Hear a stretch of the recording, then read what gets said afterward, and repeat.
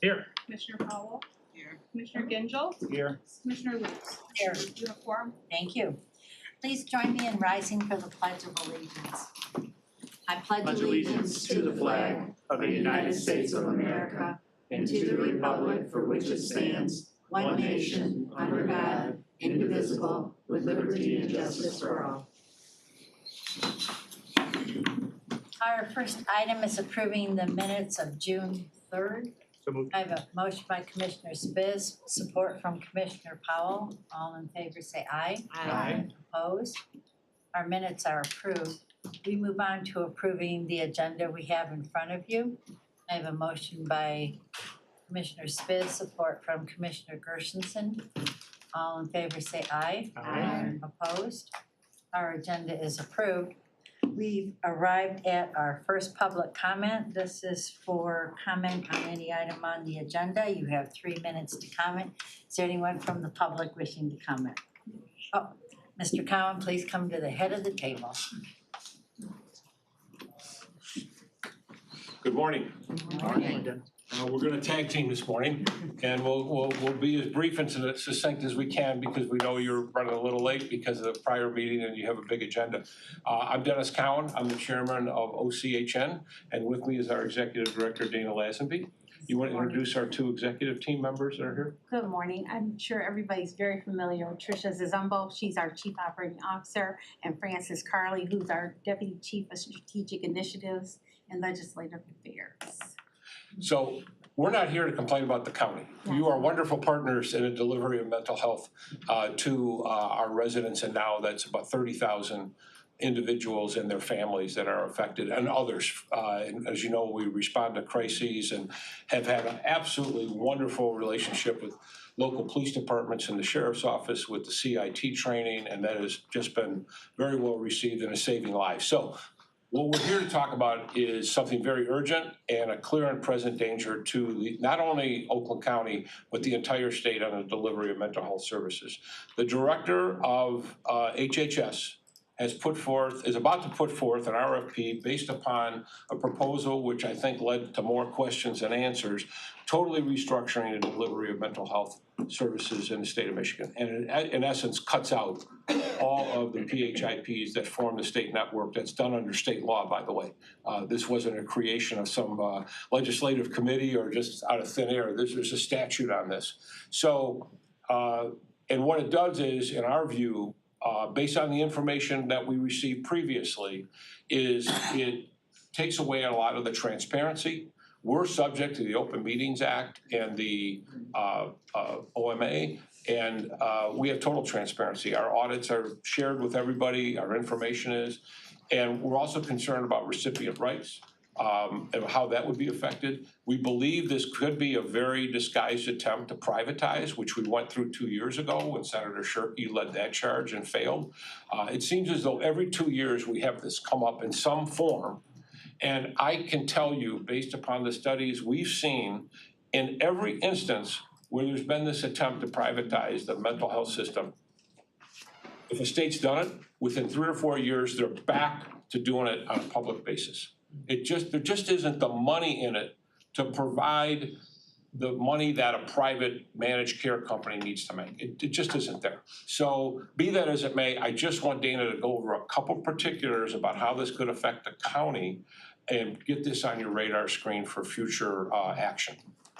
Good morning again. Thank you. 5 really quick points. One is system instability. Right now, we know that our system is at risk with reduced cuts to Medicaid and even additional cuts to Medicaid funds. And what that means for us as a provider or network of behavioral health services, we will be caring for the most vulnerable citizens in this community. And a lot of the preventive work and things that we do to keep people from going to full-blown crisis, those programs will be ceased or greatly decreased so that the outcomes that we see now will really be reduced. Secondly, the loss of local control and priority setting. For this community, we know we set priorities. We're unique from other communities, and what they're proposing is to reduce the regions. Now we have 10 PHPs and reducing it to 3. So the upper part of the state will be one region, the middle section will be another region, and Detroit, Wayne, Macomb, and Oakland will be the third.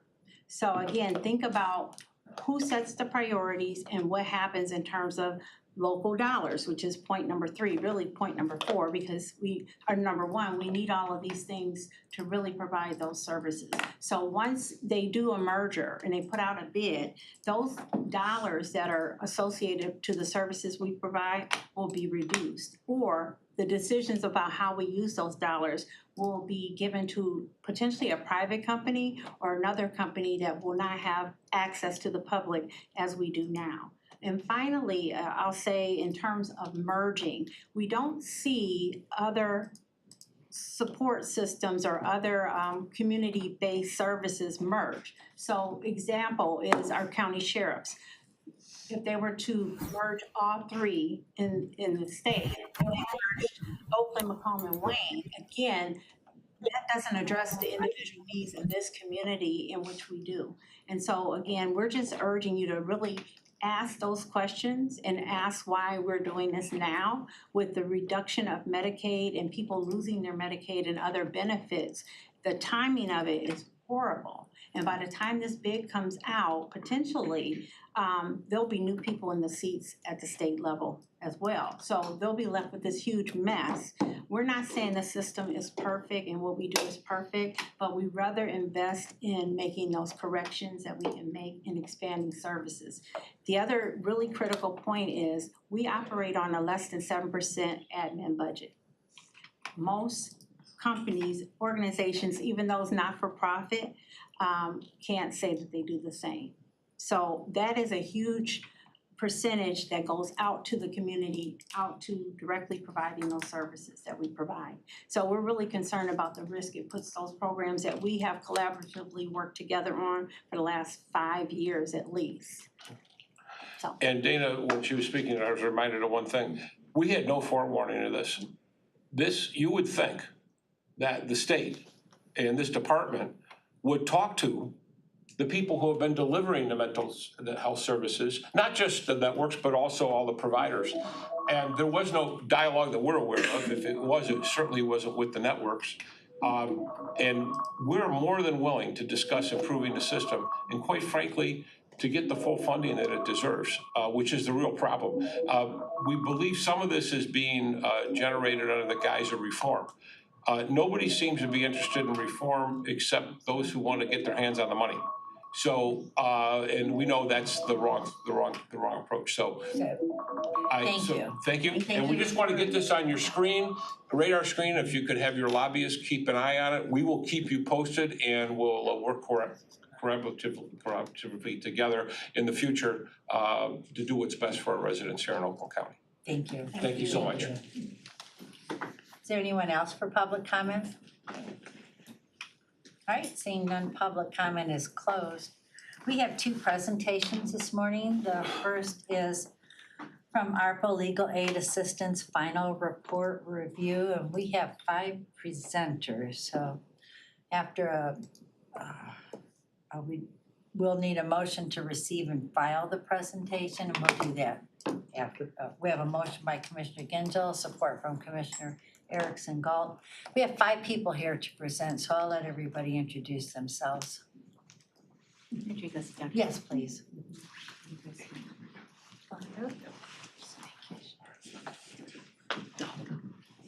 Hello, good morning. Morning. Not all 5 of us are here. One of us is virtual. So Sam DiDomenico will be there, and I don't have control over the PowerPoint, so hopefully somebody does. Oh, that's it? It's up there. Perfect. Yeah, I'll go there. Thank you. All right, so my name's Ashley Lowe, and I'm the Chief Executive Officer at Lakeshore Legal Aid, and we are an organization that provides free civil legal services in Oakland County, among other locations. And this body, the commissioners, allocated $2 million in 2021 to provide services to support Oakland County residents that were facing housing problems as a result of the pandemic. So it was $2 million, and the first step that was Shane Bies, who was in charge of the project, and he reached out to all of our programs because we provide these services, and we put together a plan for how to address these concerns that were present. So let me make sure, yeah, I got there. So we worked on this community partnership model where not only were the programs who were doing legal services working together, but also working with housing agencies to make sure that folks got the rental assistance they need, utility assistance, all the other benefits that were available at the time. So as I mentioned, I'm from Lakeshore Legal Aid. We have folks from Legal Aid and Defender. Michelle, I'll let you introduce yourself when you speak. And Charity Burke and Jessica from Oakland Mediation Center. They reached out because we do this work and we were doing it on a small scale.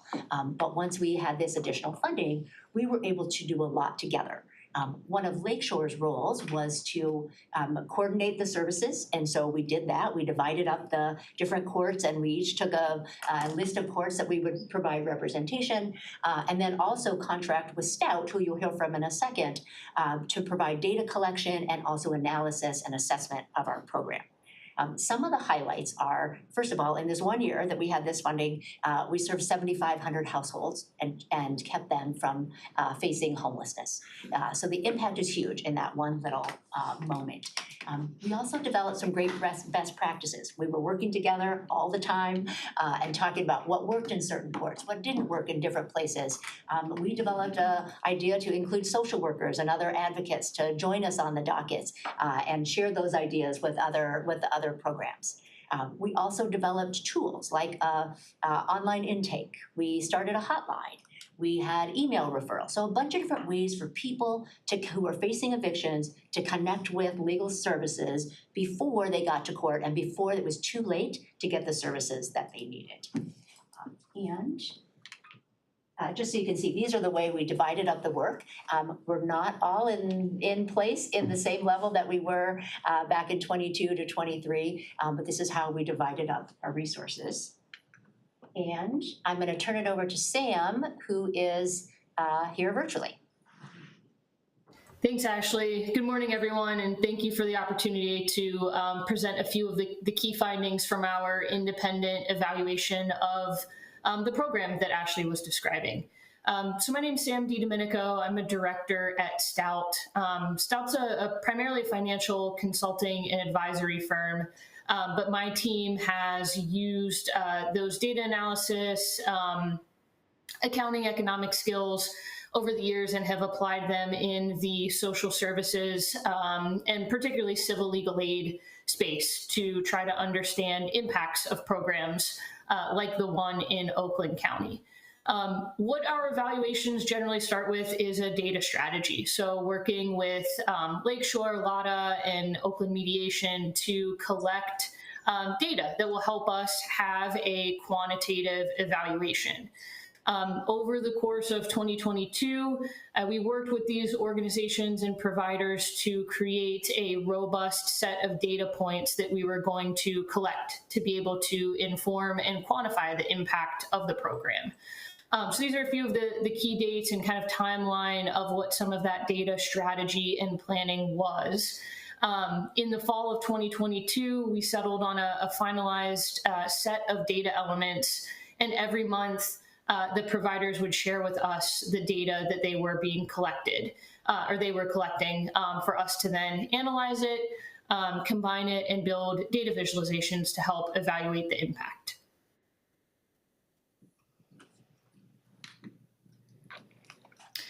A few, the next, I think, 3 slides or so just have a couple key evaluation findings, first related to client characteristics. So disproportionately compared to the overall population of Oakland County, clients who are being served by this program were disproportionately identifying as female and Black or African American. This is very consistent with what we have seen in evaluations of similar programs across the country. We've done this work in about 40 different cities, states, counties throughout the country, and this is a very consistent metric that we do see.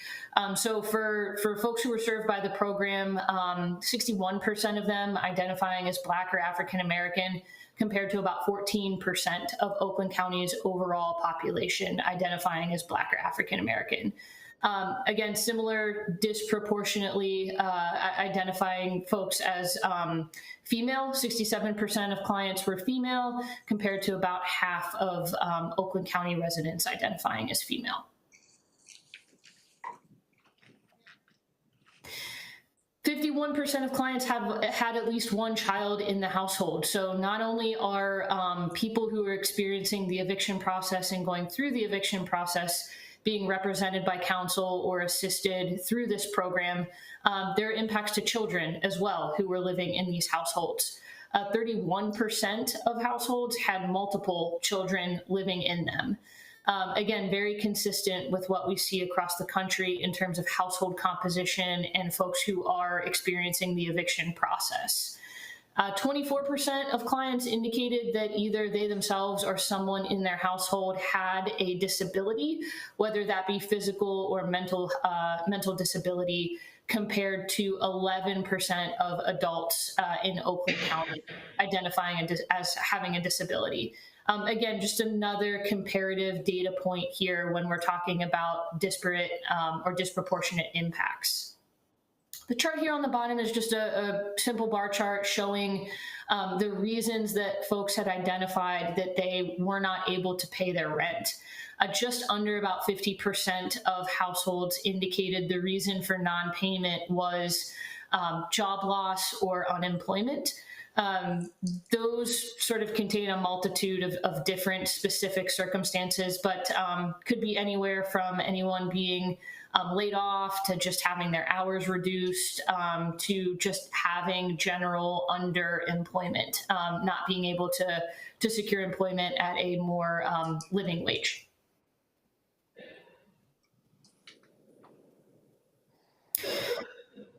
This slide shows client goals and goals achieved. So Lakeshore, OMC, and LADA were able to assist clients in achieving 86% of their case goals. This is, again, very consistent with what we see across the country, generally somewhere between about 80 and 90% of folks who are served in programs like this are having their goals achieved.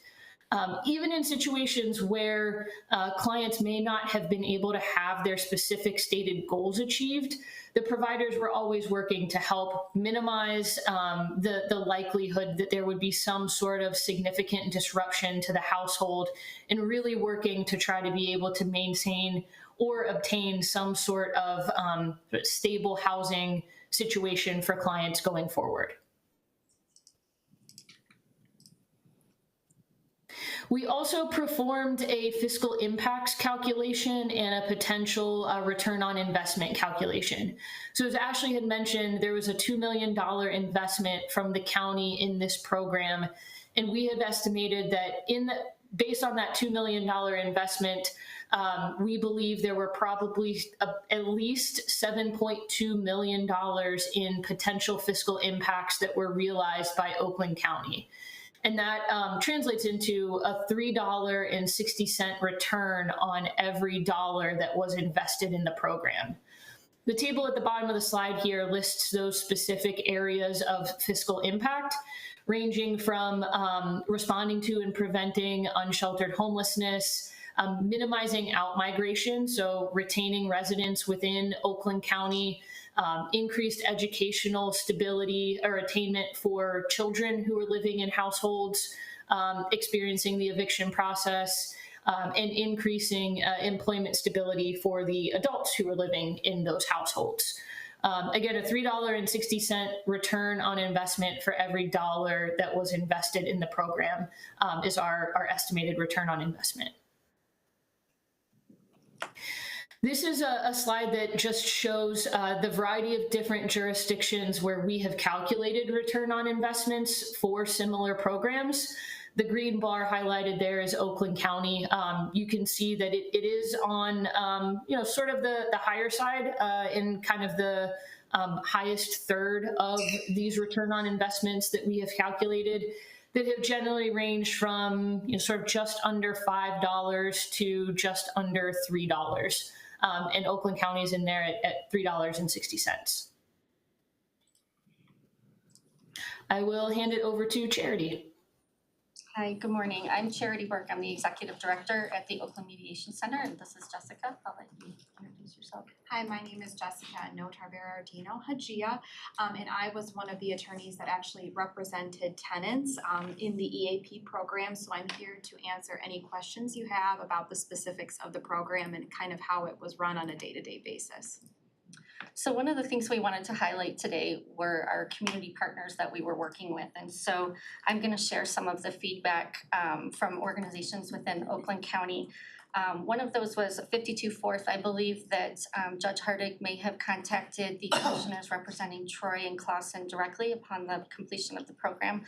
So they could probably be contacted for that direct feedback. We worked very closely with the 50th District Court in Pontiac as well.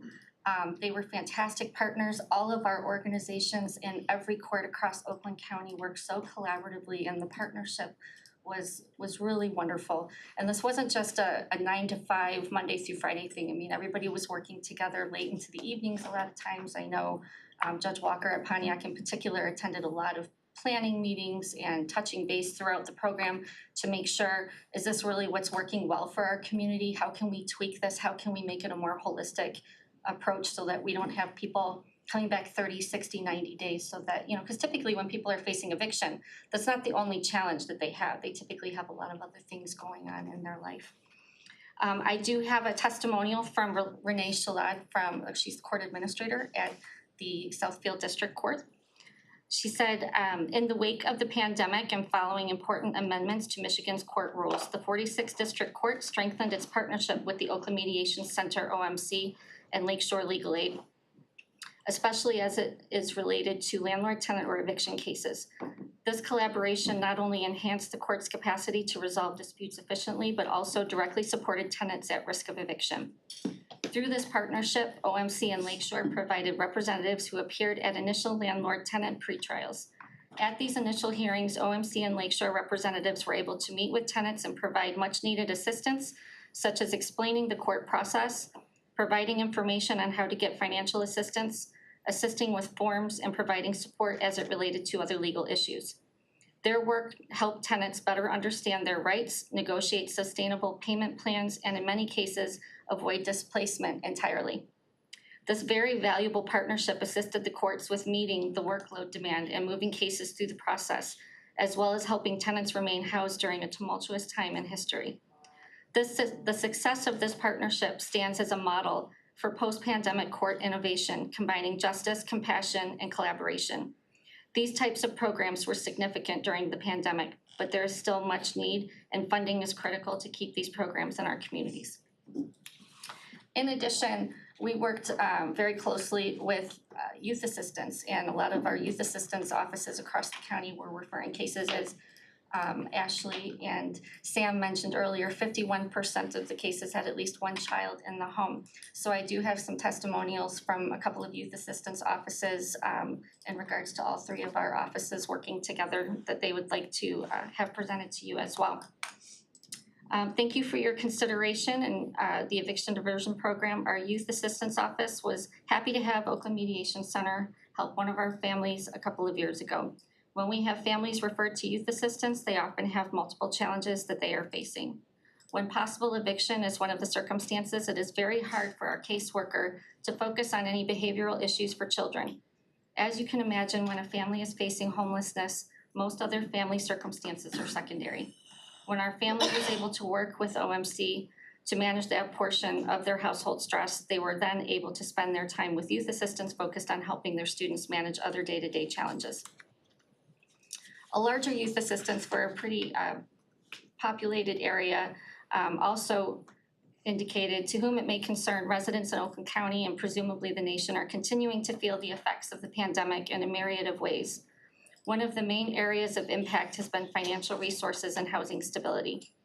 With a loss of income due to illness or other challenges with employment such as job loss, business relocation, or closures, residents in Oakland County have been facing great hardship and uncertainty when it comes to their home and place of residence. The focus, of course, has been on the adults and parents impacted by the hardship, bringing forward the challenges that the family unit has to face and overcome. One lesser talked about but equally significant area of concern is the impact that it is having on the youth in Oakland County. As a volunteer board member and current chair of the Waterford Youth Assistance Program, I see a direct correlation between housing instability and decline in youth's school attendance, academic achievement, social emotional well-being, and overall health. Further research has shown that stable housing critically affects the physical, social, and emotional development of children. Research shows that housing instability can inhibit verbal abilities, stifle academic achievement and educational attainment, and increase the risk of chronic disease. At Youth Assistance, we see a decrease in attendance due to housing instability, evictions, and unstable home life leading to chronic absenteeism. This has a direct link to declining academic test scores, poor decision-making, lack of appropriate behaviors, limited social connections, and poor or flat effect in the youth that is having to face these hardships. Adversely, housing stability and tenant homeowner empowerment can fuel upward mobility, improving the youth and family's sense of security and foundation with less fear of uncertainty.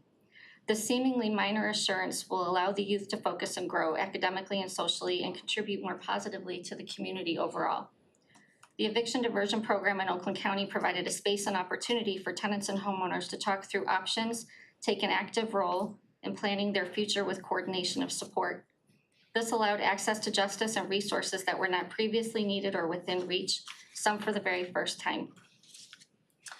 I also want to add that some of our agencies also countersued some of these larger management companies that are out of state engaging in predatory practices that a lot of our community members throughout Oakland County are being victimized with countersuing because tenants don't know what they don't know, right?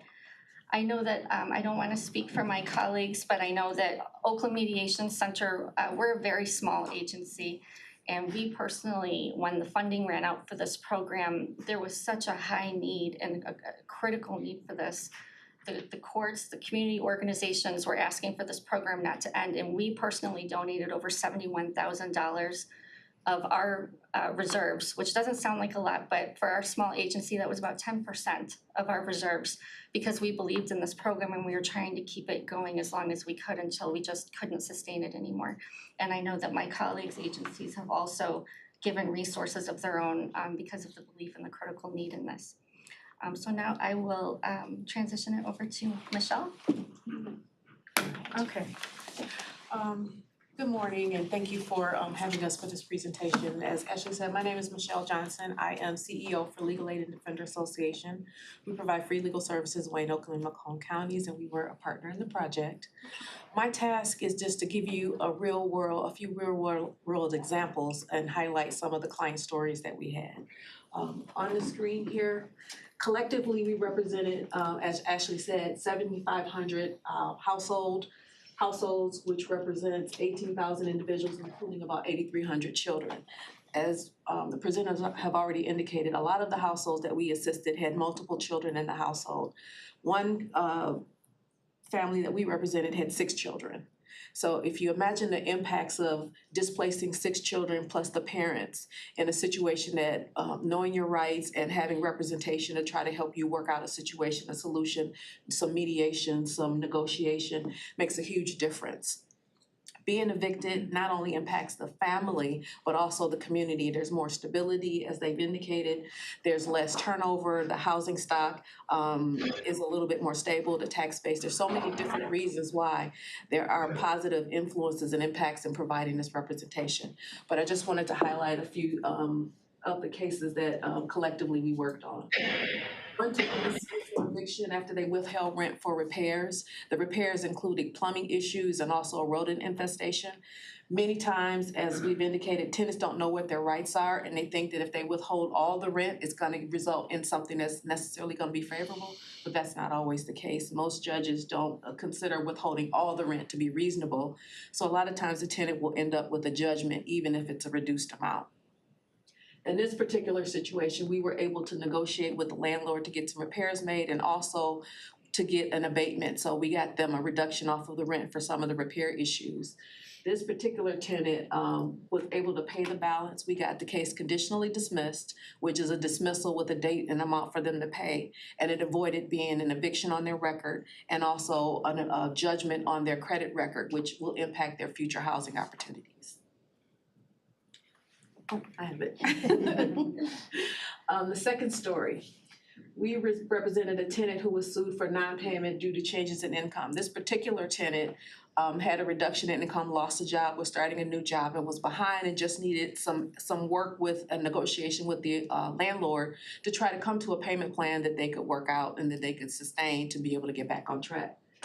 This tenant was making the payments, but the landlord jumped the gun essentially and submitted an eviction order for the bailiff to come out.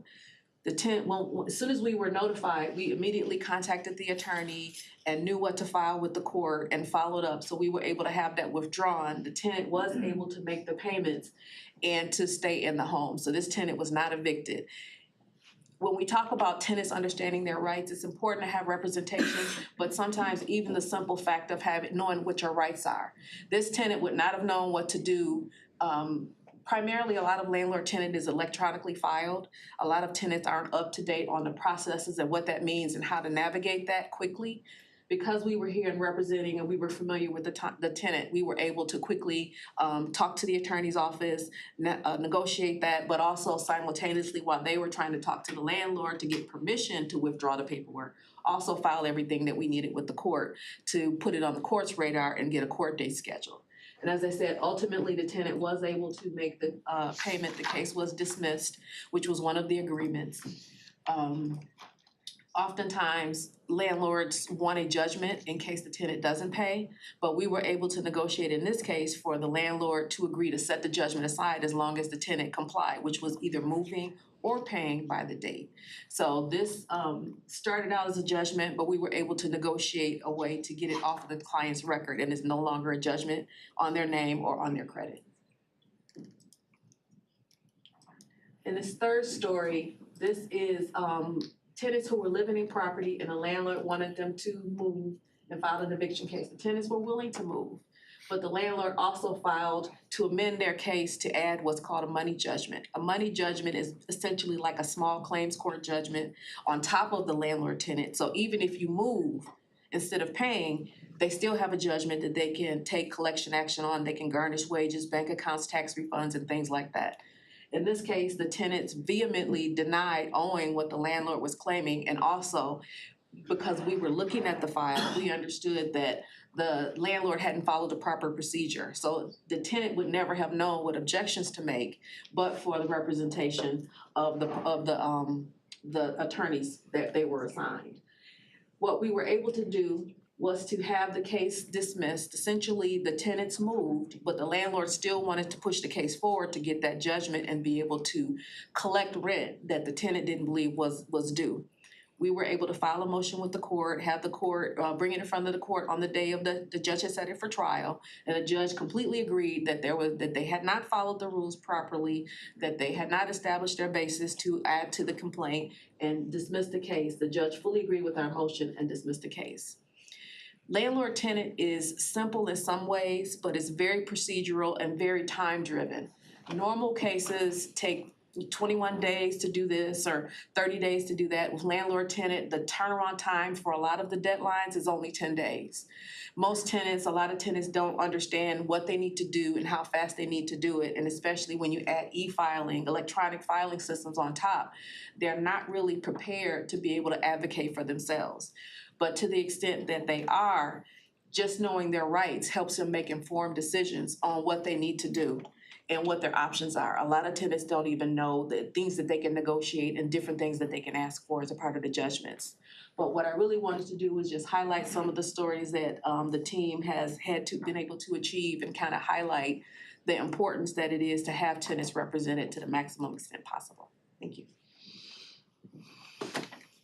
So I think we've kind of talked about these things, the importance of having a lawyer in court and what the difference that it makes. And without funding to allow us to do that, landlords are represented almost exclusively and tenants are not. And so they are not able to access the knowledge, the intricacies about the process and figure out what to do. And it definitely turns into negative outcomes. We are, and other legal aid programs are successful in keeping people housed or getting them the outcomes that they need in their lives. And we've talked about these things, but these are some of the impacts of eviction that we can avoid if we are providing representation. And I just want to close with saying that we're really, really proud of the work that we've done together. I think we created an amazing program, and the need continues, but our funding didn't. And so we are hoping that at some point, as you're working on your budget and thinking about how you can have an impact in the community, this is a really important point, and we are all ready and willing to jump back into this work at those same levels if the budget allows. So thank you. Thank you. Are you able to accept as clients everyone who calls in for assistance? No, So- no, I think maybe everyone can speak for themselves, but I probably 50% for representation at the time. So Okay. I think most people who came to court were able to talk to a lawyer and get advice, but for like full representation, Jessica, maybe you can talk about that, about how many people we had to turn away. It depends on exactly what they're looking for. There are some individuals that had simple questions and they wanted to proceed with representing themselves. But for us, when we sat on the virtual docket, and Troy specifically, we were probably able to represent the overwhelming majority of litigants who wanted an attorney. Okay, thank you. Commissioner Powell? And your choice of representing constituents, it's an income requirement, right? So y'all still have to help a certain income requirement, all of that. That helps weed out who y'all help as well, correct? Right, low income people. Okay. Yeah. With the 50th District Court, which y'all may not know, that's my district, but I'm asking because I know we have fell behind severely in the eviction process at the court status until we had got staffing. Has those things gotten better moving forward with the coordination effort with the 50th District now?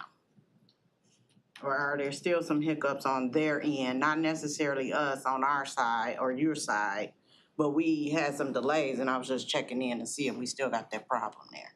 I would defer personally, and I don't want to speak for you, I would defer to Judge Walker for the current state and what's going on with the court currently. I know while the program was running, we had multiple comments from the staff, the judges, that the program was desperately needed and a huge help because of the challenges, because there was a staffing issue and their caseload, I believe, quadrupled. Yep, it did. I think they went from 19 clerks to 4, Yep. and their They caseload did. quadrupled. So this program really was a lifesaver for the court. But again, I don't want to speak for the court or Judge Walker, so I would defer to her as to what the current state is. I don't know if you. Great. No, that's fine. I called her. I just was wondering on y'all side and what did y'all see dealing with that matter moving forward. And then my last question is, what's the dollar amount y'all looking for from the commissioners, be it we can help in this space? What's the number? Can y'all give us that right now? Yeah, so in the earlier allocation, it was 2 million, and I think with increased costs, it's closer to 2.7. Okay. So that's just good for us to have on our burning ears here. I just wanted to know the number, the hard ask, and Right. so we know. Okay, thank you. So Commissioner Cavell first? Oh, thanks, yeah.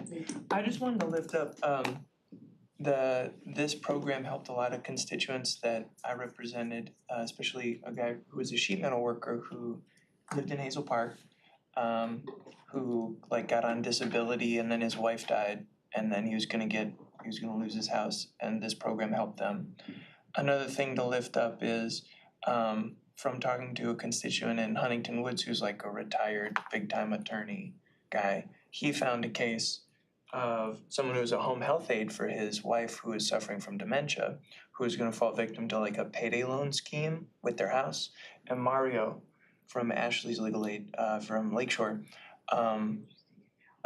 he helped us work on this case that is now in federal court and has been cited by the United States Senate as part of a probe and is part of a legal action to help people in Auburn Hills.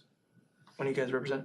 There's people in Auburn Hills, Pontiac, Hazel Park, and Southfield that are part of this class action lawsuit that Mario put together.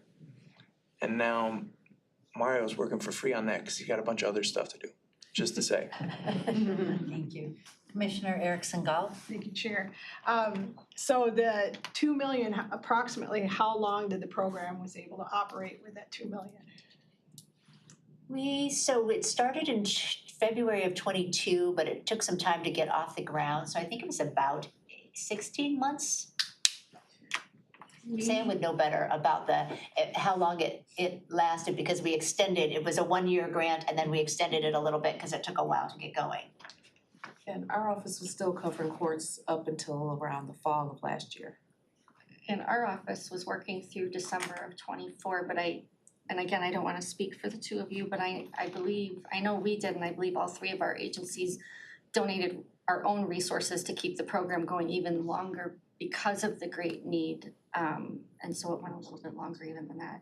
Yeah, so I should have the number better, but I think we all kind of trickled in and kept doing the work, so I don't have we're still doing the work, and I know Legal Aid and Defender is too. So I was thinking that the initial $2 million investment did last longer than one budget cycle. And so the 2.7 you're quoting us now, is that what you're projecting for a single budget cycle? Or do you think that 2.7, if we were to go there, that would be basically 1 year's worth of services, or is that, I'm just trying to get a sense of. Yeah, I think it's closer, probably based on what our costs are, probably closer to 2 years that it would, because that's what we were able to use those dollars for before. Right, because originally the program was supposed to ideally go on for 2 years, and we blew through the money so quickly because of all the great work you're doing.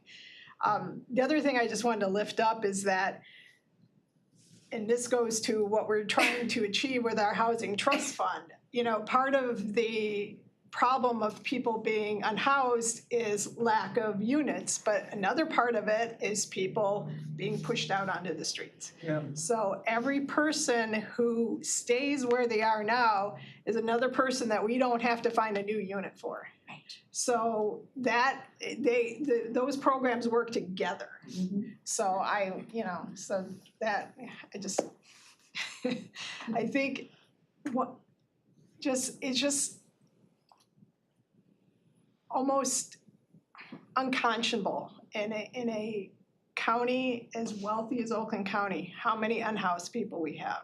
And everything we can do, both in terms of keeping people in their current situation versus providing new housing is a step in the right direction. So thank you for all of the great work that you did. Thanks. Any other questions? Commissioner Cavell? Well, I just want to lift up, I think we all saw over the holiday weekend, the CFO sent us the budget. And as you see in the first couple pages of that budget, our general fund balance has never been higher at 52%. We have $291 million in our rainy day fund. And we have $14 million in annual efficiencies that we've been able to find with both personnel and operations. So $14 million a year that we're at least budgeted over the next 3 years to save. So 2.7 million sounds like a lot for 2 years, but your budget's your value statement. Thank you. Anything else? All right, thank you for supporting our Thank you very 75 much. households. We have another. Oh, I'm sorry, yes. We just had a motion in a second. All right, the motion is to receive and file this report.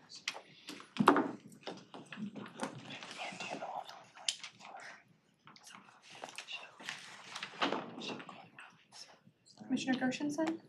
Oh, I'm sorry. You have 8 yeas, 0 nays. Right, motion carries, thank you. Our next presentation is an update on the sale of dog licenses from Bobcat and Barbara Hankey. Who would like to make a motion to?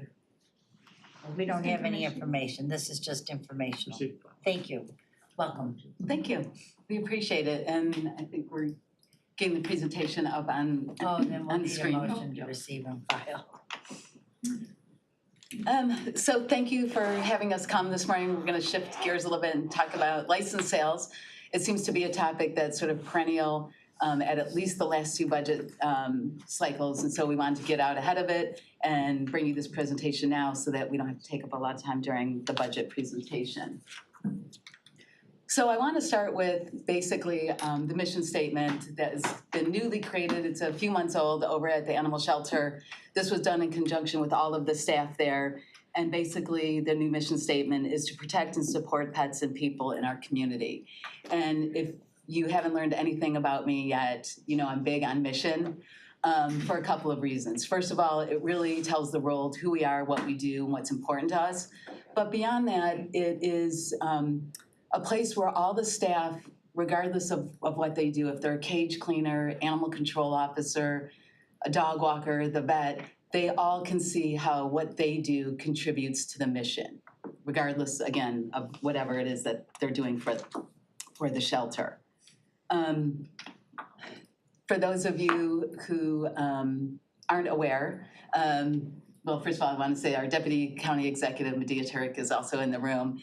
And basically, she has given us sort of what we call our North Stars or guiding principles, and there's 3 of them: to demystify the county, to build capacity, and to improve user experience. So everything we do is sort of looked at through those lenses and guided by those principles. And just as an example, one of the things, building capacity, just probably over a year ago, through the generous support of this committee and the full board, we were able to hire a number of additional cage cleaners. Well, adding staff helps build capacity. It really went beyond that because these are staff that we were able to choose and they were able to choose us. They wanted to come and work for the animal shelter. They're like-minded and they buy into the vision. It wasn't just people that were assigned to clean the shelter. So this really helps us build capacity and build mission. So again, because license revenue keeps coming up, we wanted to come and talk about it a little bit and present to you the ideas and what we've been working on over the past year. Your slide is. Oh. We must have went forward a little bit. Oh, there we go. Let's talk about the license revenue. So this is license revenue over the past several years. And you can see during 20 and 21, that was COVID years, license sales significantly dipped. We have been able to rebound a little bit from that, but the license sales still are lagging behind quite a bit. What we could do is come before you during the budget cycle and say, hey, we need to increase revenue. We're asking for permission to raise the license fees. We really did not want to do that. I'm very opposed to doing that for a couple of reasons. Number one, it really just punishes the people who are already in compliance. So rather, we decided that we would focus on and formulate a plan to bring those who aren't in compliance into compliance. And we believe that there is quite a large number of folks who are not in compliance. And you may have heard Bob talk about this in the past, but the census indicates that there's 529,000 households in Oakland County. And another website called Hands to Paws estimates that for every household, American household, there's 1.6 dogs. So conservatively, we could say that there's probably 800,000 dogs in Oakland County. And so if you look at just from 22 to 24, that represents an average of about 34,000 license sales. So you can see there's a big discrepancy between 34,000 and 529 or 800,000 dogs in the county. So there's a lot of untapped potential, so to speak. But to develop the plan, we had to look at what are the reasons that owners aren't licensing their animals. So the first one is that people say they're not aware that it's actually the law. They always think buying a license is sort of like a nice thing to do and we should do it, but we don't really have to. They really don't understand that it's actually the law to have your dog licensed. Number two, they intend to get their license, but they forget or they find the process cumbersome. We send out one postcard a year and most people put it on their fridge or in their little thing or put it in the trash. And they forget to do it because we're not keeping on them and reminding them to do that. Number three, they don't see any additional benefit. They're like, I already have an ID tag, why do I need this? And some people said they just see it as a money grab or an additional tax. There's no real value add for them to get a license. And the last reason really is more for us than the dog owners, but we don't know where the dogs are. So for instance, Chair Lubes, if you go out and buy a dog from a breeder tomorrow, bring him into your home, we have no idea that that dog even exists in Oakland County unless you come to us and license them. So that's why there's so many unlicensed dogs in the county. So what we decided to do is build this sort of three-pronged approach, and we've been working on this plan for well over a year, basically since last budget cycle. Each of these initiatives can work independently, but they work interchangeably and together, and we think that we'll get the best bang for the buck if we're able to achieve all three. So the first one is new pet licensing software that we have been working with IT. They helped us write an RFP. We've scored it. We're in the last stages of completing the scope of work and getting that signed. And there's a number of things that this software is going to do for us. Basically, it'll be online, so it'll be very easy for people to go online and purchase a new license. It's called DocuPet. They will basically take over our job of sending out the license. Currently, stuff comes in, we have to get a license, we put it in the mail, we mail it to the individual. DocuPet will take over all of that. They have reminder notices, they have lost pet support, which goes to that value add. And one of the things we really like about it is that they have a bilingual customer support. And as we continue to build out our language access plan, this is just a nice value add. So this is some of the other things that we think are really cool. When you buy the license, this is the tag that you'll get sort of when you purchase the license. It'll have the county logo on it. Each tag will have a unique identifier that will be assigned to your dog, that dog will keep throughout the rest of their life.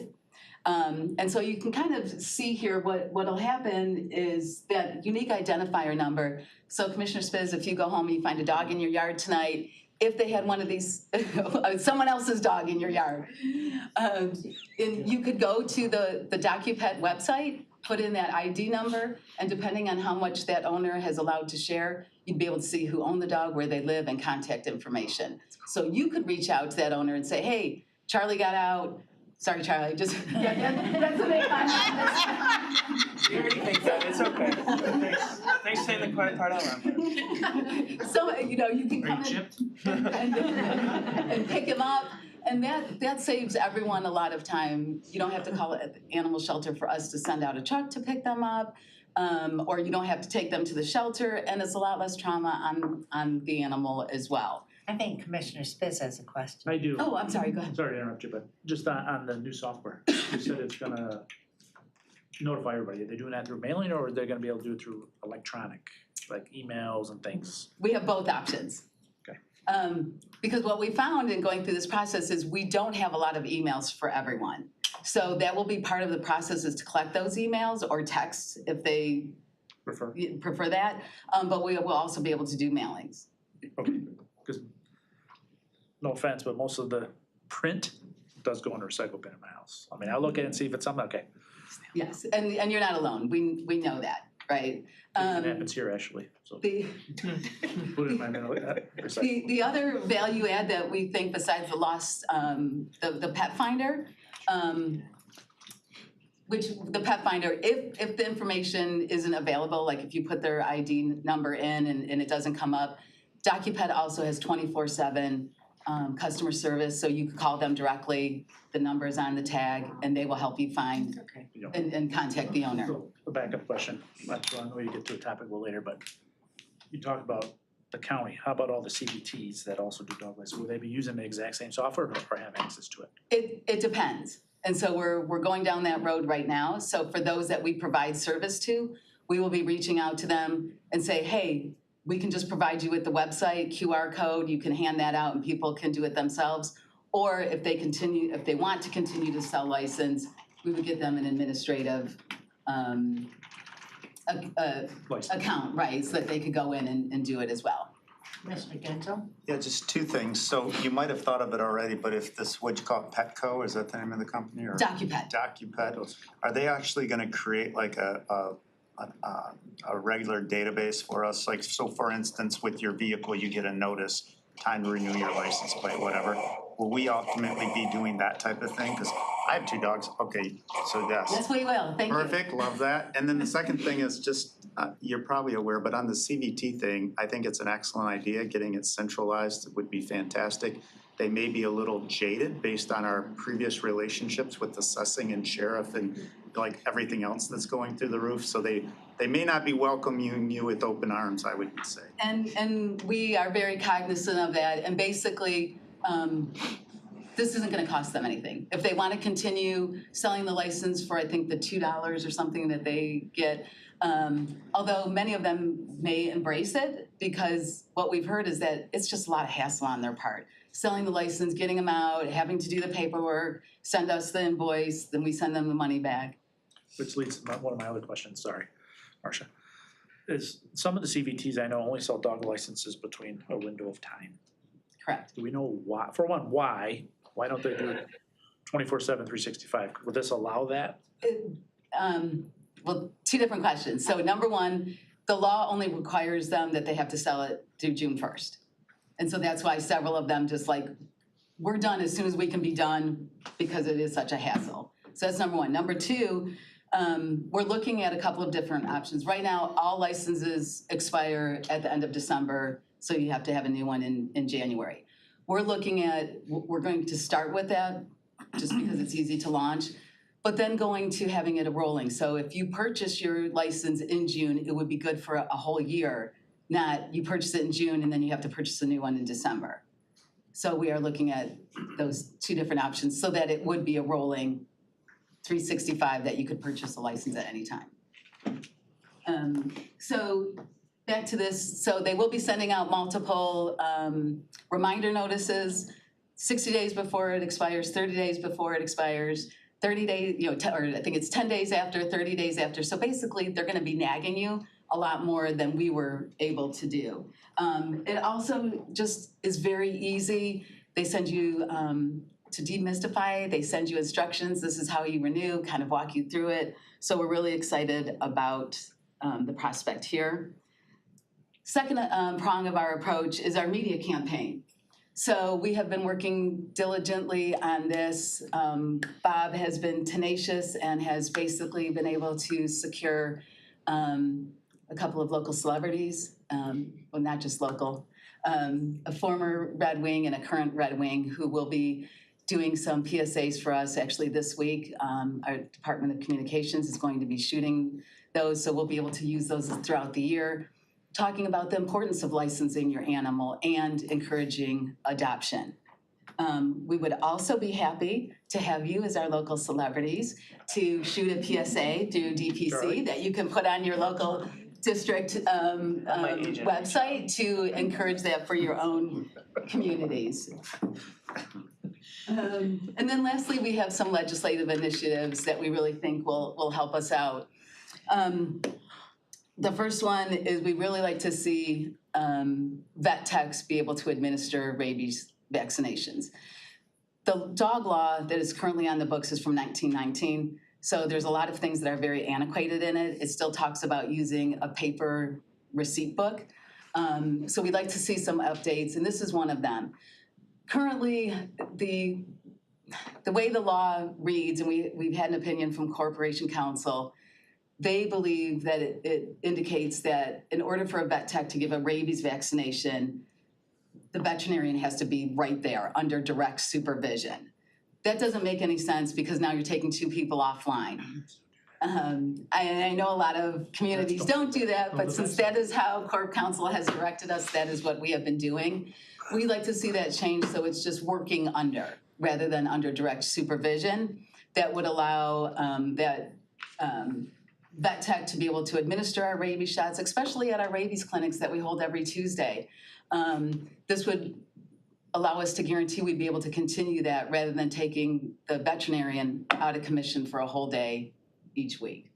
The other one, which because of what Commissioner Spiz said, we may put aside, but that's potentially charging CVTs. Right now, the way the law reads is if you choose not to have an animal control in your CVT, the county is responsible, but there's no mechanism for charging those CVTs for that. But again, we'll probably leave that one alone for a little while.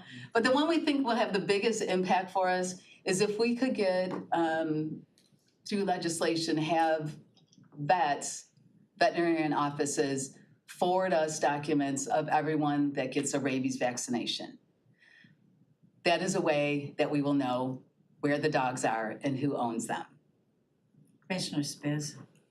Thank you, Madam Chair. Just a Again. big question, again. You brought up veterinary, hospitals or just veterinaries in general.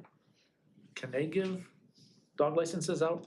They can sell them as well. Sell them as well? Yes, and Through we, different through their software, through independent, but they won't be using this software. they could. We will be including them. We talked mainly about CVTs, but really the letter is designed to go out to any facility because there's also pet stores that sell them as well. So we want to communicate with anyone that's currently selling licenses. But this change would have vets, because most people still, even if they don't buy a license, they get their dogs vaccinated. And so if we knew who those dogs were and we got those records, even if it was simply in an Excel spreadsheet, then we would know who the dogs are. And really it goes to the safety and health of the residents as well, because when there's a dog bite, we may have to wait and try to find the owner of that dog and figure out if they're vaccinated and put them into quarantine. Where if we had those records, we could quickly do a search and know if that dog was vaccinated. So that's a big one that would help us get closer to those 800,000 dogs that are in the county. So what you're saying is we need a Clemis system for dogs. Yeah, well, we think if we can even, like I said, Private just get an Excel spreadsheet that we could download into DocuPet that would indicate the dogs that are vaccinated, that would be very helpful. I think I passed one. So what does all this mean for our projected revenue and growth? So no software can say, you know, we guarantee this is what will happen. But places where DocuPet have worked or has been implemented, they've seen anywhere from a 5% to a 20% year-over-year sales increase. So these are conservative projections at 5%, 10%, and 20% over the next 5 years. But really, the biggest thing is if we could even get 25% of those 800,000 dogs, you know, 200,000 licenses sold, that would be close to $3 million in revenue. So again, we're really looking at this as a plan to bring those who are not in compliance into compliance. And hopefully that will increase our license sales over the next several years. There are some cities who sell dog licenses as a source of revenue. So those cities, would they be able to use DocuPet? I don't know that those cities would be interested in having that loss of revenue, So however small it is. yes, and so the CVTs, I believe they get, is it $2? $2. They get $2 for every license they sell. That's their commission. Most of the cities, I don't think, are making, you know, they're not making or breaking their budget based on this $2 commission that they're getting. But they would still be able to do that if they wanted to. Or again, they could simply point the person to, here's the DocuPet website. Many CVTs have like a computer at their counter or a kiosk that they might be able to load it and the person could just buy the license on their own. So it could be either or. We plan to try to give them that option. Thank you. Commissioner Gershenson? So the board represents every community in Oakland County.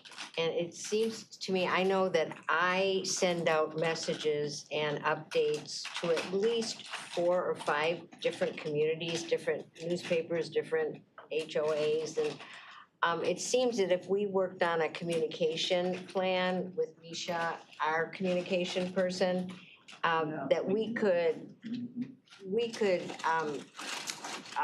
strategize on how to get the word out from each of us that we could send to our communities, because that's a huge number. And honestly, I don't even think about dog licenses till budget time when it comes up. So I think that we should communicate better and try to develop a plan that we can take out to our network. Yeah, that would be great. We would very much welcome that because again, one of the big reasons is people don't know. So if they hear from you that it's the law, it's required, it's for the safety of everyone, that might encourage more people to get their dog license. Thank you. Anything else? All right, we need a motion and a second to receive and file this report. So I have a motion by Commissioner Gershenson and support from Commissioner Spiz. All in favor say aye. Aye. Opposed? All right, received and filed, thank you. We're moving on to communications. There are 14 items under communications. 9 are grant applications, 1 is a grant acceptance, 1 is an amendment. The first item is the animal shelter intake and disposition report. Our second item is a success story from Oak Park Youth Assistance and how they used the ARPA money. And the third item, which results in number 14, is Ageway's 2026 Annual Implementation Plan.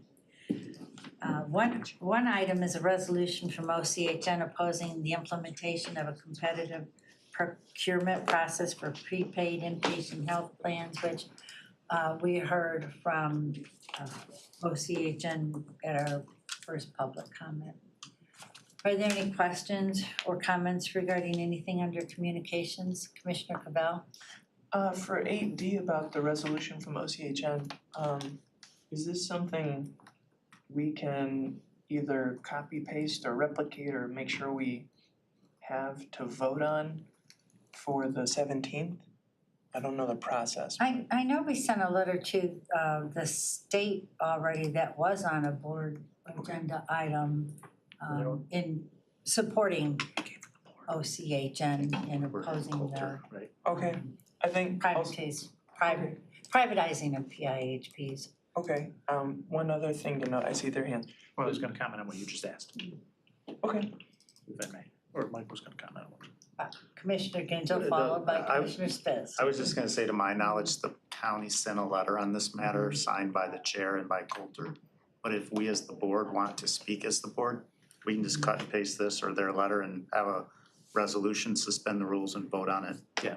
That day if you want to. So Same comment. okay, I'd be happy to work with staff on that. Okay, and then the second thing I was gonna say is, just talking to us Democrats here, don't listen, but the lady who runs DHHS is married to Curtis Hertel, so all of us who know Curtis, let's make some calls. All right, thank you.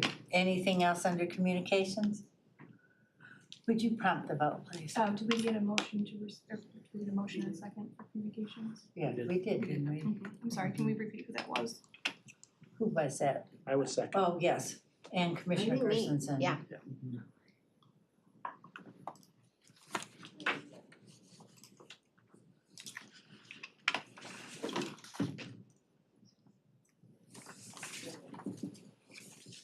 Eight yeas, 0 nays? All right, communications are approved. We move to our circuit court recommendations. There are 3 items: an amendment to the 2025 Child Care Fund, a submission to the 2026 Child Care Fund budget, and the last item is a grant application for the 2026 Child and Parent Legal Representation Program. Would like to make a motion. I have a motion by Commissioner Cavell and support from Commissioner Taylor.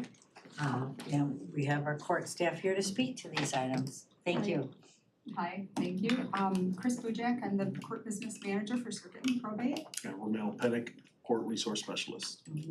And before you were in your documentation, I believe you have the amendment to the Child Care Fund for this year for FY '25. Hopefully that will result in additional funding coming back to the county. Some of you have been here for a while, may be familiar with our court psychological clinic in the juvenile area. That clinic, gosh, sometime around 2017, they stopped funding or reimbursing us, DHHS did. It is now my understanding that they will start again, and so that is a big part of this amendment, that we will be reimbursed for the clinic staff. In addition, we're asking for 2 PT&E positions, asking DHHS at least to guarantee 2 PT&E positions. you may recall we used to have emergency salary positions. Those are no longer a thing, but we are funding a couple of positions that we'll just be able to use to cover staff when we have someone off on a medical leave or maternity leave or something like that. We need to have coverage because kids can't go without a caseworker. So that is the request for the positions. I don't know if anyone has any specific questions about the Child Care Fund amendment. I'd be happy to answer them. Commissioner Cabell? Yeah, I see in the documents, it talks about the positions being reimbursable between 50 and 75%. In the budget that we're gonna be talking about for the next couple months, there's a talk about, how we'll be able to get savings because there's going to be this transition from 50% match to 75% match. Can you talk more about Sure. how that impacts? So our youth assistance area sees kids that we have been told now that we have a new Child Care Fund handbook, like they have finally given us the first one in 3 years. And we believe that our youth assistance area, the most of our youth assistance area would be 75% reimbursed for those staff. However, there are some cases that will not be reimbursable. And so staff will be tracking their time, and a portion of their time might only be 50% reimbursable. Since before this year, we never got any reimbursement for the youth assistance staff, it's all still good for the county. It's still a net positive in our budget. But if I have a caseworker that is on youth assistance docket, they will have some kids that only qualify for 50% reimbursement, some kids that will qualify for no reimbursement if possible. So the majority of their positions will be reimbursed, but not 100%, if that makes sense, I'm sorry. Yeah, no, that's, did you, so just real quick, you said youth assistance was not part of the Child Care Fund at all? Not before this year, FY25, this is the first year that they have covered our youth assistance workers, so that is a huge gain for the county. And that'll be mostly 75%? Mostly 75% reimbursed. And we have, what is, there's, right, 28 school districts and all that, and but there's a couple that are double covering, like they Yeah, had to there's a have couple cuts. of part-time people and there's a couple people that are split across. Some of the school districts, larger school districts do have like 1.5 caseworkers. And then some of the smaller districts are only have a half a worker. Okay. So it's not necessarily a one-to-one, but we're trying. We'd love to get to where we didn't have to split those workers, but we don't have quite enough positions for that. But this basically means youth assistance just got a big budget increase.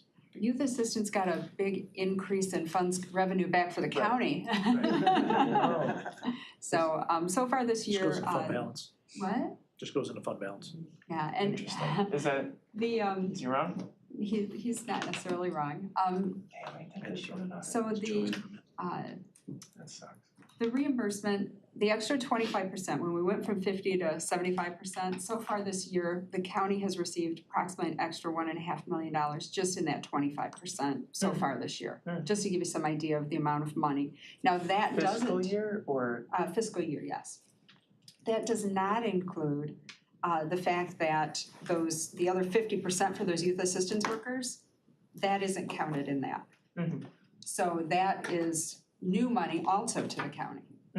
Because we never got anything back for the majority of our caseworkers, actually. There's only a few in the most intensive programs and for juvenile drug court that we got something back. So that extra 1 point whatever goes to Child Care Fund, which is part of general fund. And so it can be commingled or taken out, or it's dedicated? So we never get quite enough to pay for everything, right? At the end of the year, fiscal does kind of balance out the Child Care Fund from the general fund. So if we spend, just for easy numbers, right, if we spend $10 million and we get, 700,000 back, or I mean, 7 million back, general fund would cover that extra 3 million. So it goes in, but it doesn't necessarily come out. It just means less general fund money goes into the Child Care Fund to pay off the difference. So it's maintaining, not Yeah, investing, okay. the more we invest in these community-based programs, the more money we are gonna get back though, because it is a 50 to 75%, 75 for community-based, 50 for out-of-home treatment. Yeah.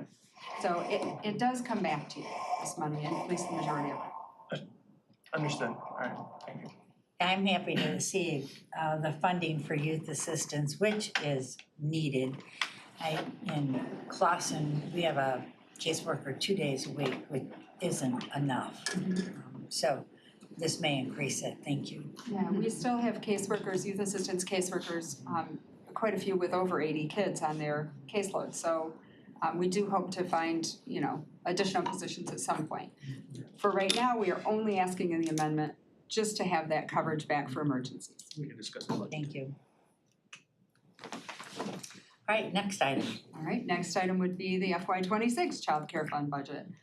You'll see that there are some estimates in there in increased services for community-based programming. There are some of the big changes. The day program actually over at the Village is a new program that will be 75% reimbursed. And the reentry program that used to be run by the Corps is now really run by the Village, and that is also 75% reimbursed. We have estimates in there to start a new mentoring program, not just, everybody knows our Mentors Plus, but we want to expand on that, and we have a funding request in there to actually have a mentor program for all of our kids. And then we have estimate in there for vocational training for our kids. We have an estimate in there for a program specific for young girls who have been trafficked and or sexually abused. So. You're saying all the keywords. Did the day program begin at Children's Village yet? Yes, it just started. June 16th. There you go, June 16th. How many people are in it? 1, 2? Yeah, there's only A couple so far. It's still so new. Okay, thank you. So our child care fund budget is increasing for next year, in part because we have additional funding requests for DHHS to reimburse us for those community-based services. Thank you. Next item. That would be our child parent legal representation grant, which Ramon is gonna talk about. Good afternoon, Commissioners. We're looking for permission to apply for the CPLR grant for FY26. The grant is $400,000 for at this time. However, we know we will ask for a new allocation based on the funding dollars that have already been spent. Currently, year to date, we've spent $450,876, but that's with a reimbursable of the 75% as well. So, and end of year balance for last year, FY24, was $150,144. We believe that the CPLR grant is really instrumental for helping the children and families with legal representation, trainings for the attorneys, as well as ancillary legal representation for those who may need it, and mentorship for the newer attorneys that are coming along. So that's our request at this time. Thank you. Any questions regarding this item? All right, would you prompt the vote, please? It's for all three? Yes. And again, thank you. And if anyone has questions, I'm gonna throw this out every time, but anybody who's curious about the court or how this money is spent or how things work, I would invite any of you, would be happy to arrange times for you to meet with any of our judges or administrators, managers, and just learn more about the court and its operations. Thank you. All right. Oh, you have 8 yeas, 0 nays. Motion carries. Thank you very much. Our next items are from Health and Human Services. There are 8 items. 2 are grant exception requests, 5 are amendments, one is a grant acceptance. So we have I do have a quick question before you go through it. Sure. Just the first 2, why are they grant exception requests? They're applications. So that's my, is that, what's the exception we're at being asked for? Well, we'll let Leanne explain that. Sorry. Okay. Are we ready to go? No, we need a motion and a support. So I have a motion by Commissioner Erickson Gold, support from Commissioner Powell. Now we're ready to go. Sorry, I jumped the gun. Good afternoon, everyone. So we have a couple team members that are gonna work through this. I think you said 9 items, right? So as you indicated, the first 2 items are grant acceptances. Exceptions to applications. And so I'll let Kate talk about the first one and I'll talk about the second one. But basically, we didn't have enough time to get the application through the full board process. And so we're asking for an exception, bringing it to you, making sure you don't hear of any concerns. And then if we receive the grants, then we will bring them back for acceptance of the money.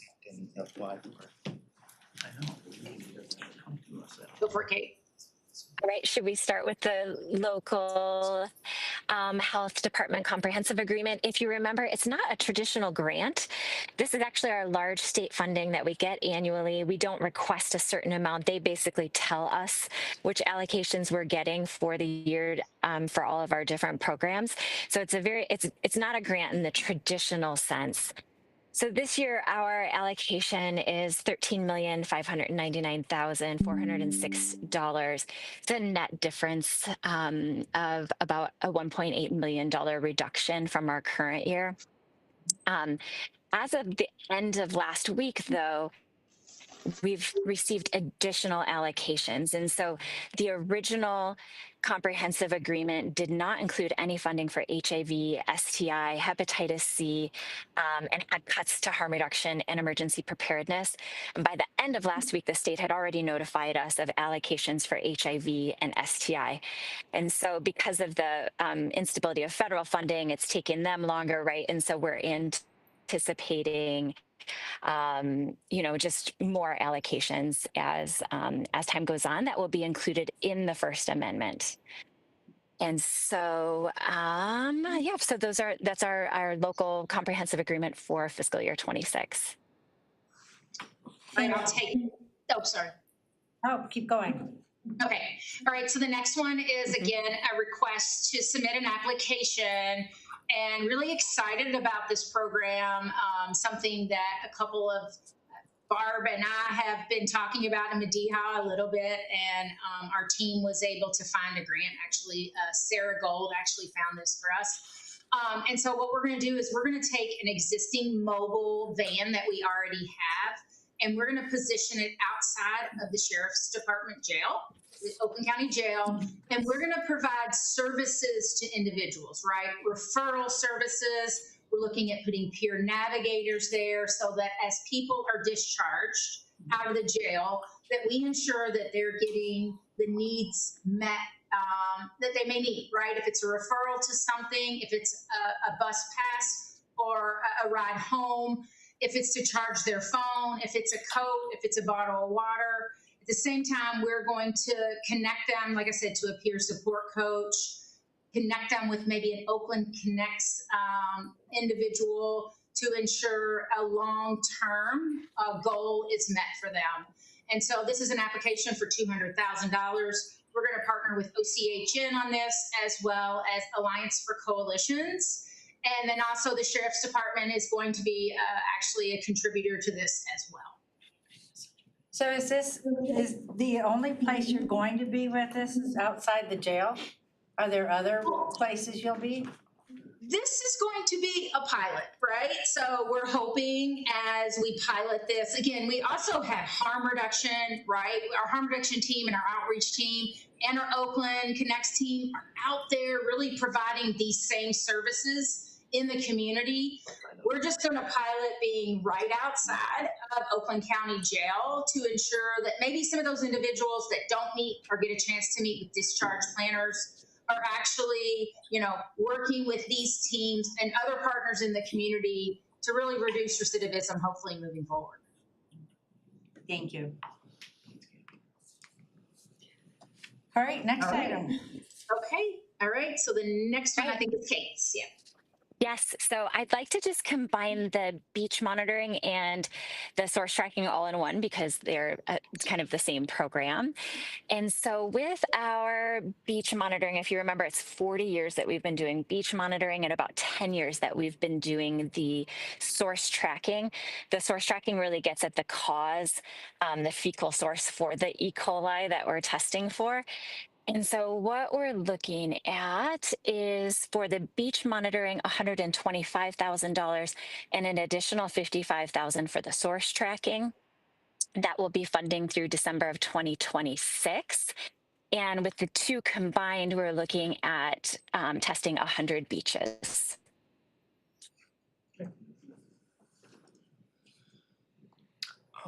Commissioner Cavell?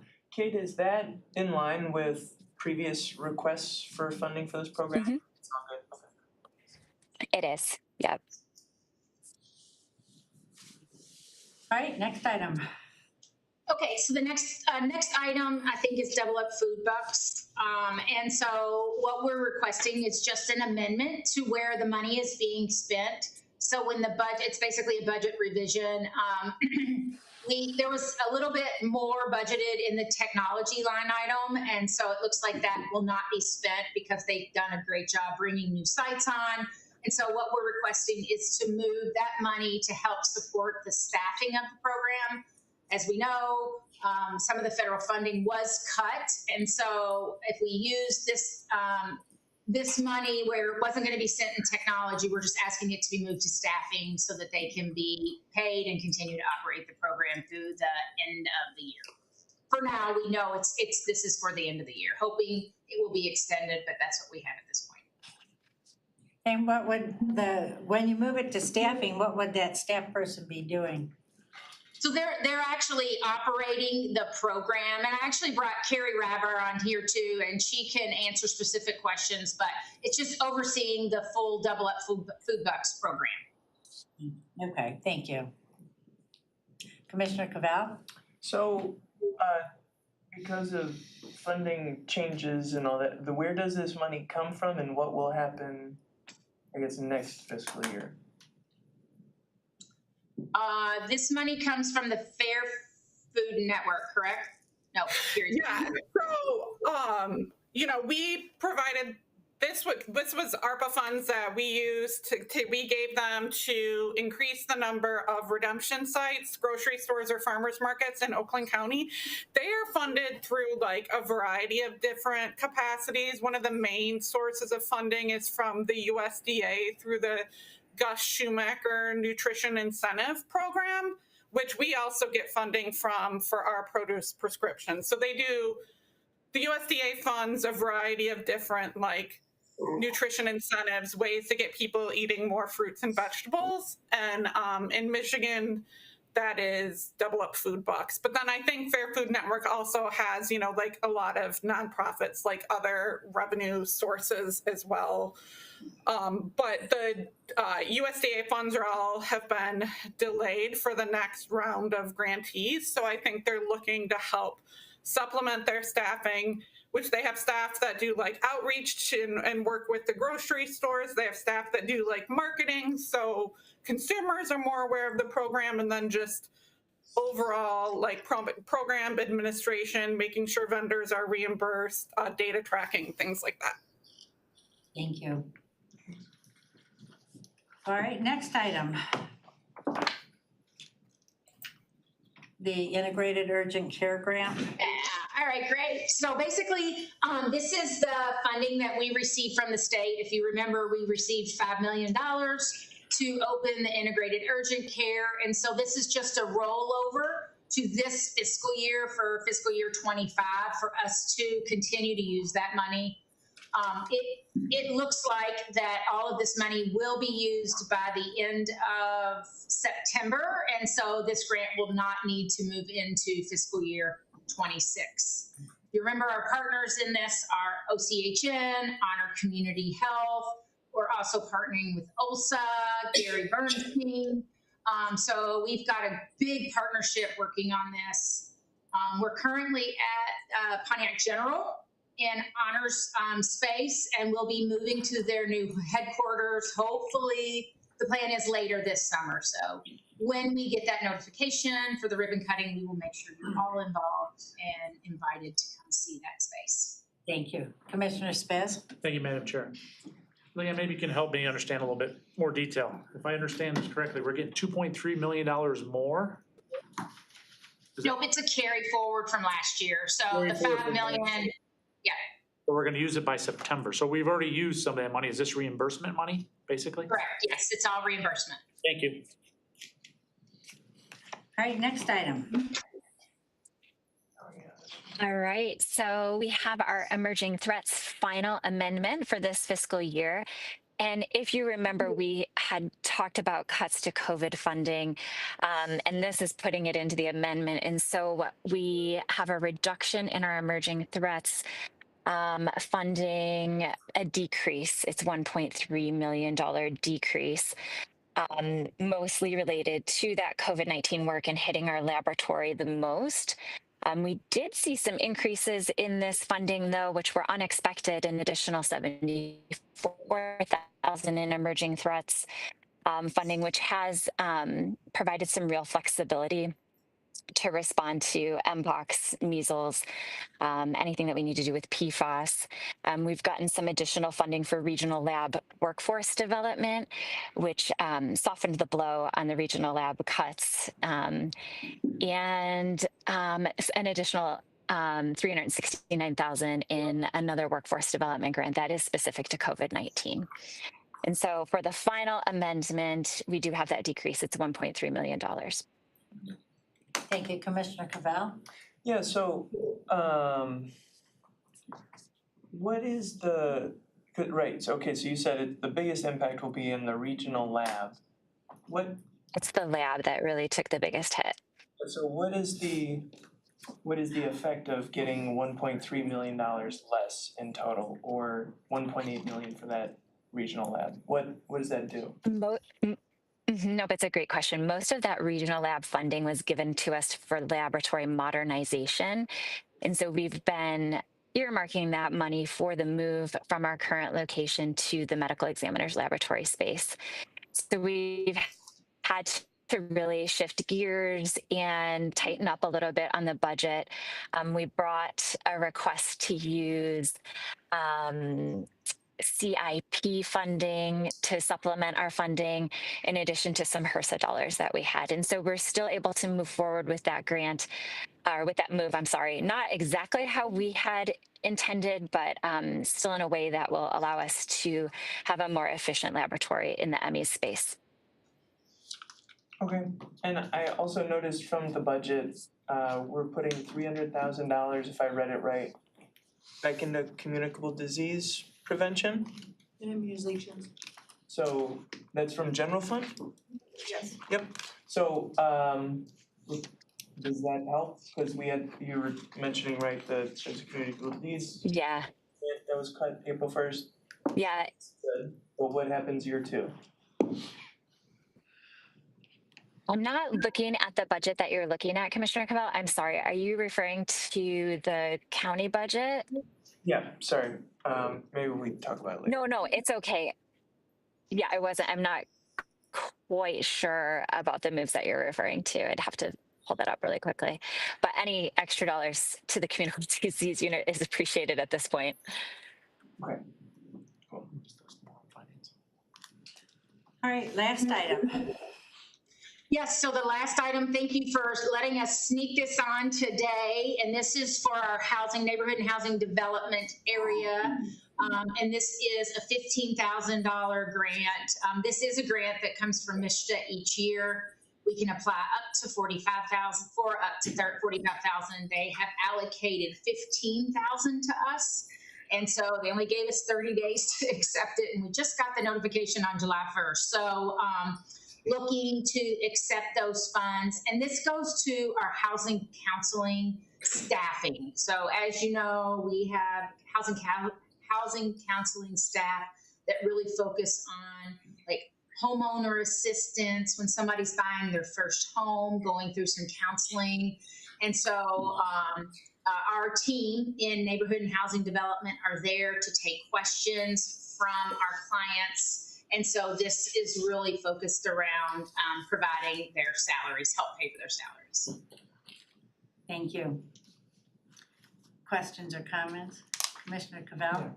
Just, this is more broadly speaking, Leanne, just thinking about these both grants received and also these cuts. Again, just from looking at the budget for 26 through 28 this weekend, I saw, if I understood right, a $6 million decrease from amended 2025 budget of like 20.7 million down to 14.7 million in some of your operations. Is that also part of Like, does that include this 1.3 million decrease in emerging threats? Or is that additional?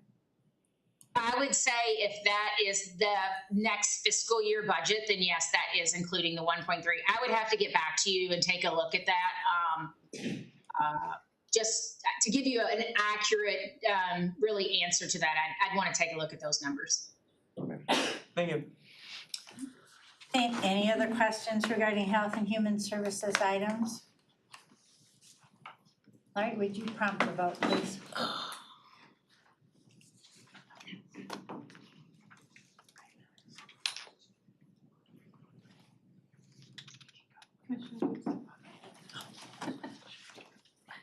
You have 8 yeas, 0 nays. Motion carries. Thank you. Thank Kate for joining Thank us you. from her vacation. Thank you. Have a great day. Bye. So we have 6 items from the sheriff's office, 2 are amendments, 2 are grant acceptance. One is regarding the Human Trafficking Task Force. The last item is staffing modification. So I want to pay attention to time also before we move on. We have under our last item, Human Trafficking Task Force recommendations with Commissioner Taylor's amendment. Commissioner Taylor has to leave at 1. Okay. So if it gets, as time gets closer, I'm gonna watch that and we'll have Commissioner Taylor jump in then. I'll talk fast. Thank you. So I have a motion by Commissioner Gentle, support from Commissioner Taylor. So welcome. Good morning. So our first item is an amendment to the law enforcement services agreement with Brandon Township. They've requested to delete 1 full-time deputy 2 position. The next one is amendment number 2 to the law enforcement services agreement with Rochester Hills, and they are also requesting, or actually they are requesting to delete 1 school resource officer position beginning on June. Well, we've already moved that position, so effective June 30th. The next one is grant acceptance, our annual acceptance of the Paul Coverdell Forensic Sciences Improvement Program. Previously, this funding supported a partial position, but we were putting in so much from the lab fee, the lab enhancement restricted fund, that it was no longer sustainable. So now we're just using the funding this year, $79,582 for opioid test kits and a replacement microscope. The next one is our grant acceptance from the DNR for 2025 marine safety. This one, as you know, we always apply for the full amount and get a lesser amount. So we applied for over $670,000 this year and we're getting an award of $91,800. It's only state funding this year. They did not provide federal funding this year. So that results in like $81,800 less than what we received for marine funding last year. So the funding covers partial reimbursement of our personnel and then other marine operating expenses in the general fund. The next one is approval of an interlocal agreement with the city of Auburn Hills for the aforementioned Human Trafficking Task Force. So I think we already have them. We've already brought Madison Heights and Southfield to you. Now this is adding Auburn Hills. The next one is staffing modifications for the sheriff's office. So basically we took a look at some needs that we had for upgrading positions and we were able to fund it by deleting 1 student position. So we're upwardly reclassifying 1 sergeant to a lieutenant, 1 PT&E sheriff administrative specialist, upgrading it to a financial services technician 3, upward reclassifying a PT&E office support clerk position to a sheriff technical support specialist, and then transferring 1 full-time office support clerk senior position from our court services area to our administration area. And then it results in an overall cost savings for us to do that. Thank you. Those are all my items. Commissioner Spitz has a question. I don't really have a question, thank you, Madam Chair. I have more of a comment. First 2 items. The reduction of the staffing in Brandon, I think we kind of expected that to happen over time. We're starting to see it based on our increase in rates, which is even more frustrating for me based on Charlie's comment earlier today about the 52% fund balance we have. So that extra money's going somewhere, most likely back into fund balance to make that number go even higher. The one that's really disappointing for me is the SRO office in Rochester Hills. I think everybody knows it's my quest to have an SRO officer in every school, and this goes completely in the other direction because of our funding increases. I wish I could vote no on it, but can't. Thank you. Commissioner Cavell? I had a question about item 11B and 11E, but also to the Rochester Hills law enforcement agreement. I just would like to remind everyone that Rochester Hills has a police millage with a fund balance of almost $13 million in it. So, and that's in addition to what their annual contract is that they're paying for. So, I think it's not just the increase, it's a policy choice in some respect or something. Okay, so with the marine safety, you said how much was the reduction? Because it's, 81,800 from last year. and then do we expect that to continue? Like that just, when we, you know, cause you apply for 670, you get 150 or whatever, and then, so this is just the new norm is It not just 150, depends, it's so 90. I have a history, a 20-year history, and back in 2005, we used to get $235,000 in state funds.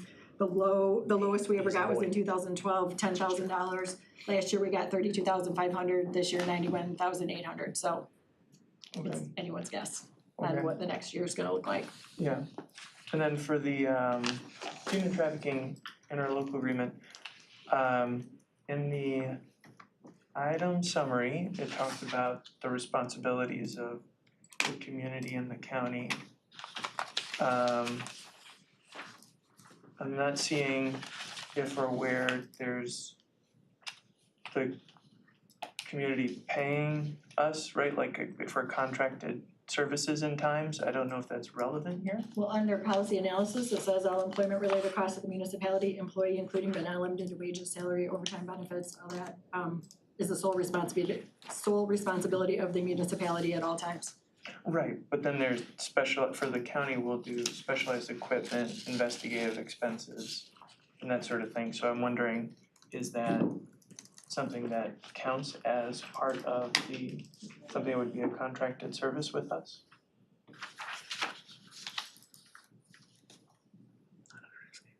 Right, if I'm an Auburn Hills police officer and I go to. Yeah, no, that's part of the training task force funding. Okay, thank you. Any other questions regarding the sheriff's office items? Would you prompt the vote, please?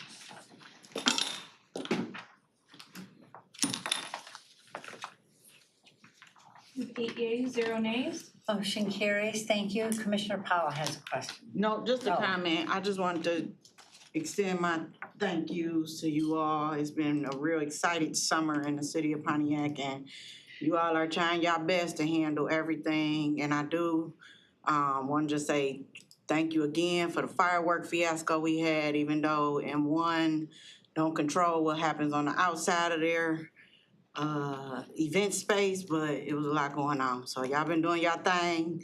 Just keep me in the loop, and whatever you need, we know the commissioners will approve for safety. So thank you. Thank you. Commissioner Genzel? Yeah, just a comment too, as we're going into the budget season on the rates that actually got adopted and are currently in place for the municipalities that use the sheriffs. I think the board should consider some type of work committee to just reevaluate those. They came pretty quick. There's still some consternation about the healthcare costs that got applied at a county-based number to the sheriffs, and there may be differences in what should have got applied and what didn't. It may only come down to a few points in increased difference from what got adopted to what could be. But that would be important if you're the community that's receiving those bills and you want to really be assured it's fair. And so we have some time as we go into the budget planning process, and maybe we can engage Gaia and others in a way that, because of the last process and the speed of it, I don't think it had the unification of everybody going through that process and sitting at the table saying, yeah, we all agree that these rates are the right rates. Commissioner That's the one that there was a test, there was That a, was assessing group. that was the assessing group. Well, yeah, that got approved after we adopted the rates. So this would be, I'm just thinking like, we've adopted rates, but we can modify them if there's a need to modify them, if in fact they should be 12% instead of 14% or something Yeah, like we that. do want to be ahead of it. Yeah. Commissioner Erickson Gall? Chair, so you're thinking of something similar to the working group that we proposed for the equalization? Cause I open to that idea. Yeah, that's the thought, and I don't wanna derail the meeting here, I know. But It's a good idea. Somebody that needs to talk, but just to set the stage as we're thinking about the budget, I think it would be, for me personally, I would feel much better about the ongoing rates, knowing that we had the opportunity to spend the time and really go through it and have the administration, the county executive's office, CFO, Gaia and team, all sitting at the table going, yeah, we all understand these rates and we all agree to these rates. That wasn't the case when they came to us to adopt at the board meeting. Thank you. Commissioner Powell? I just wanna stress that at the end of the day, I think this is something that bipartisan, we agree. This is something that we did stress about, we kept saying it, we didn't wanna be last minute, we wanna know everything ahead of time, we want our communities to know ahead of time. So I don't think this is nothing to ponder. Chair, can you please assist us in making sure such an assessment or group or something is put in place so we do not get caught with the tail between our legs and our communities be yelling at us again. I know we said that with the initial contract and with the assessing, so. So yeah, correct. anything I know moving forward, but I know specifically with these rates, we were like in lockstep to know that we need such a committee. So I just hope, Chair, we can get that Thank you. moving. Thank you. But Commissioner Cavell, followed by Commissioner Gershenson. Yeah, just real quick, the one thing we didn't do with assessing but did do with the law enforcement agreements is the CFO's office does have like a quarterly true up on, cost variance, operational efficiencies to make sure that there isn't an overcharging of people when the fiscal year balances. Thank you. Commissioner Gershenson. But I also wanted to be sure, and I have talked to fiscal about this, that the communities, when a contract is coming up, they know it's coming up. And that we engage them before that, so there's no surprises to them. Because I always had a problem with, everybody, you knew your contract was up, so there's gonna be discussion. So we need to be sure they know that. Totally agree. I'm just going a couple No, I steps like back it. to say I like it. the rates that are in those contracts and Yep. the rates that are getting trued up and yes, that's true. It's the fundamental premise of how the rates got calculated.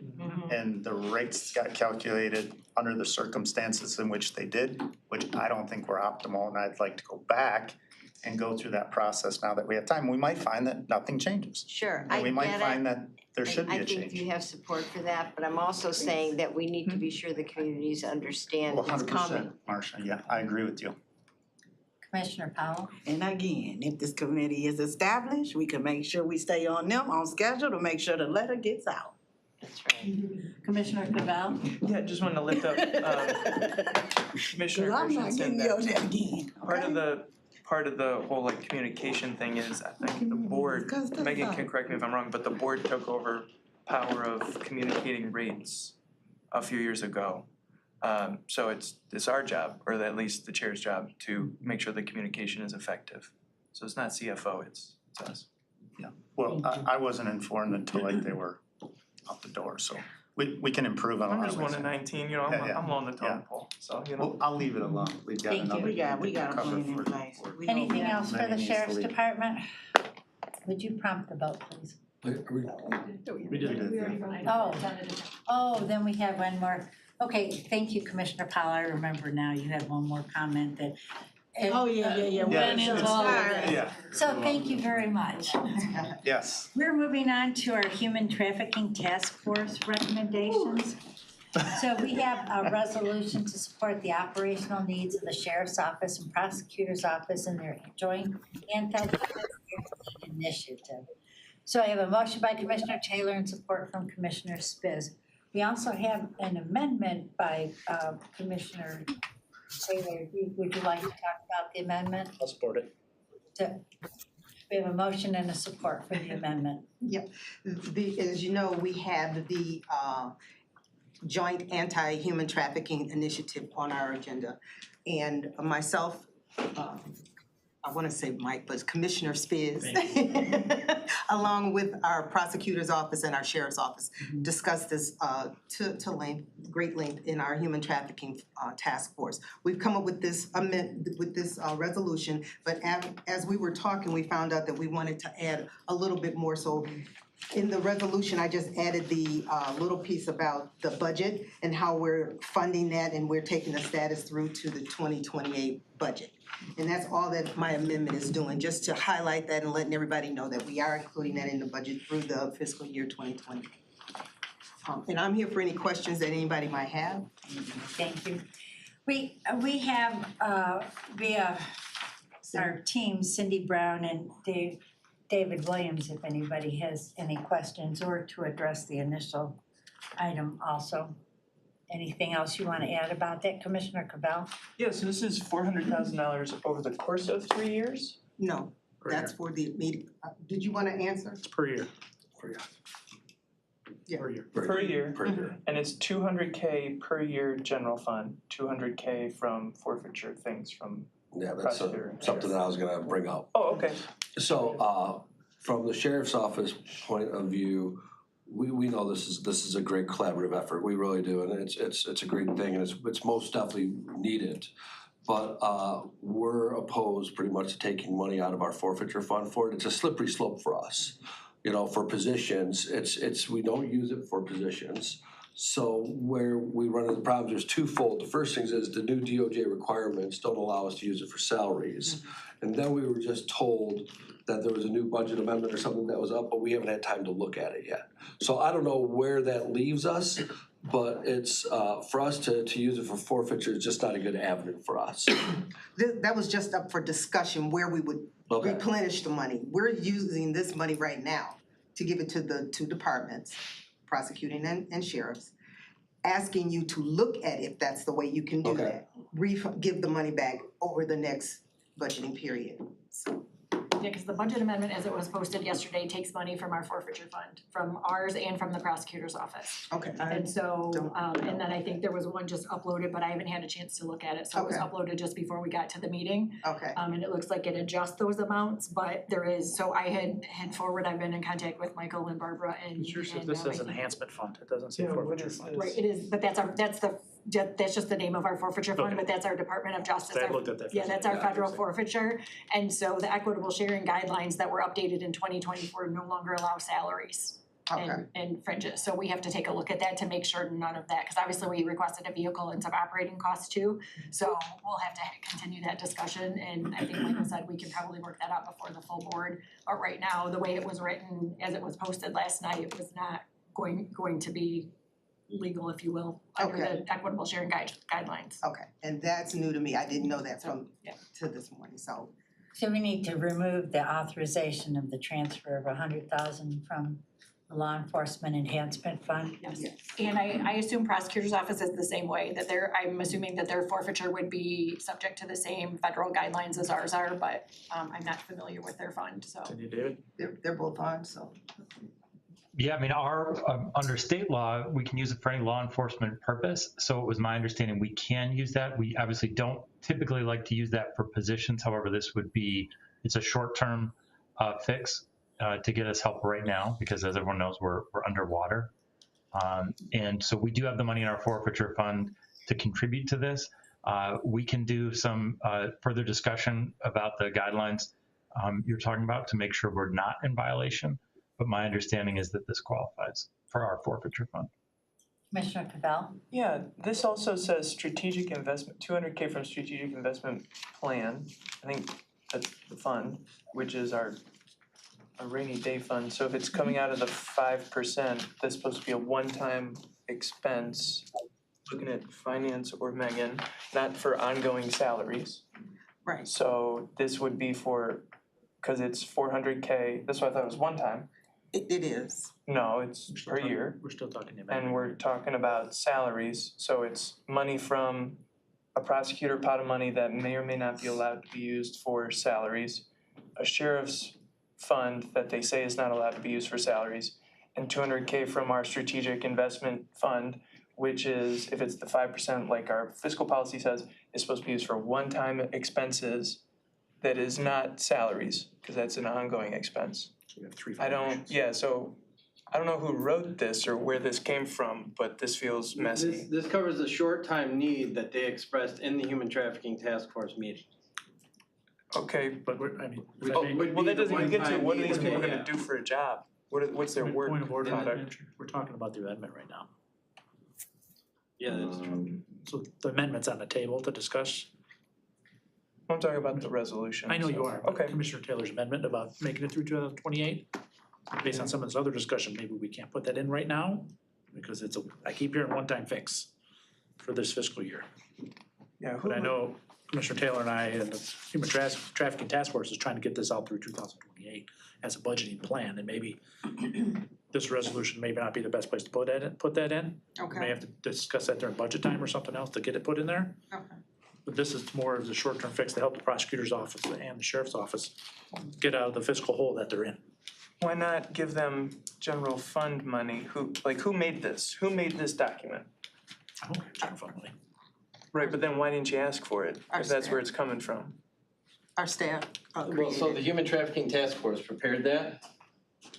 Then when they had their meeting Last week.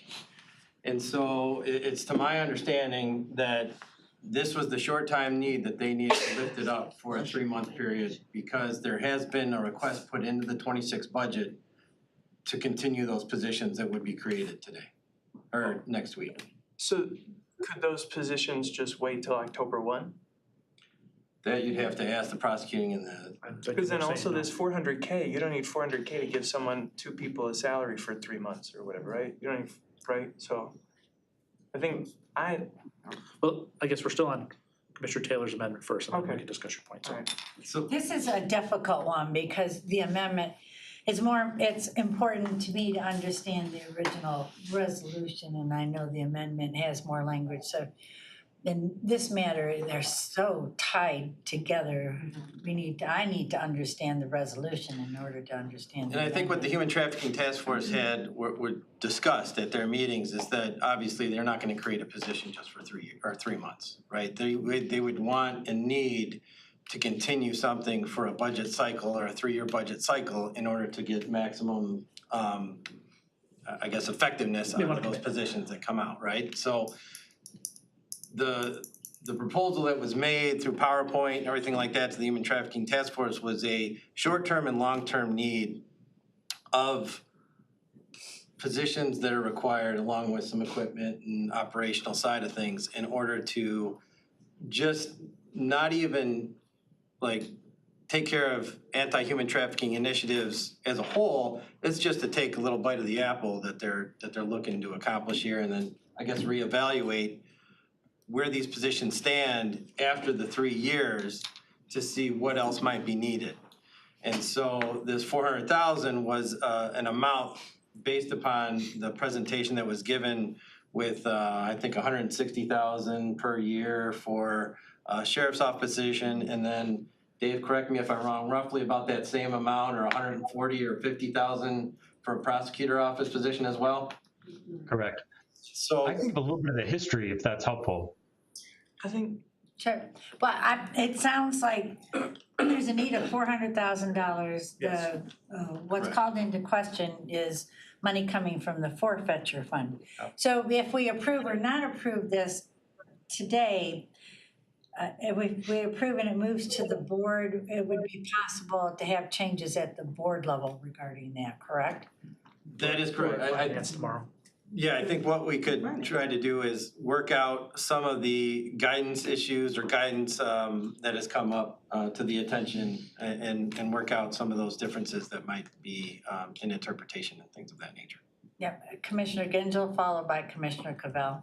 Yes, and I agree with you, Madam Chair. To me, the need is here. It's outlined. The issue is where the money comes to fund it. And I think Commissioner Cavell had a good idea. I mean, we can change the amendment. We can amend the amendment to strike those funding sources and just call out the general fund and vote on the amended amendment, and then the resolution as amended that meets the needs and funds it through the general fund. And if the board wants to change that or the finance committee wants to change it, they can do it tomorrow or the next day. But it resolves the issue that we're grappling with here on could we or can't we. So I'm happy to make a friendly amendment that strikes the 100,000 from prosecutor's seized fund and prosecutor's office fund budget and the 100,000 from the sheriff office law enforcement fund, and replace that with full funding, the 400,000 from the county general fund.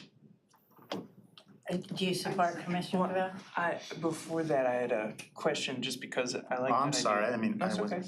So, this is going to be, you said it's in the 26 to 28 budget, right? We submitted a request, and I believe the prosecutor's office did too, for what we needed for 26 and beyond. It's my understanding the task force wanted to get it going immediately, because right now we have a person on loan, we have somebody filling that spot, but really don't have a budgeted spot, and they need to go back to their actual duties. So I think that's where the task force says, you know what, we want to get this expedited, and we want to bring it as an amendment now, prorate it for 25, just to, get it going, or to, keep it going, because obviously prosecutor's office has an immediate need.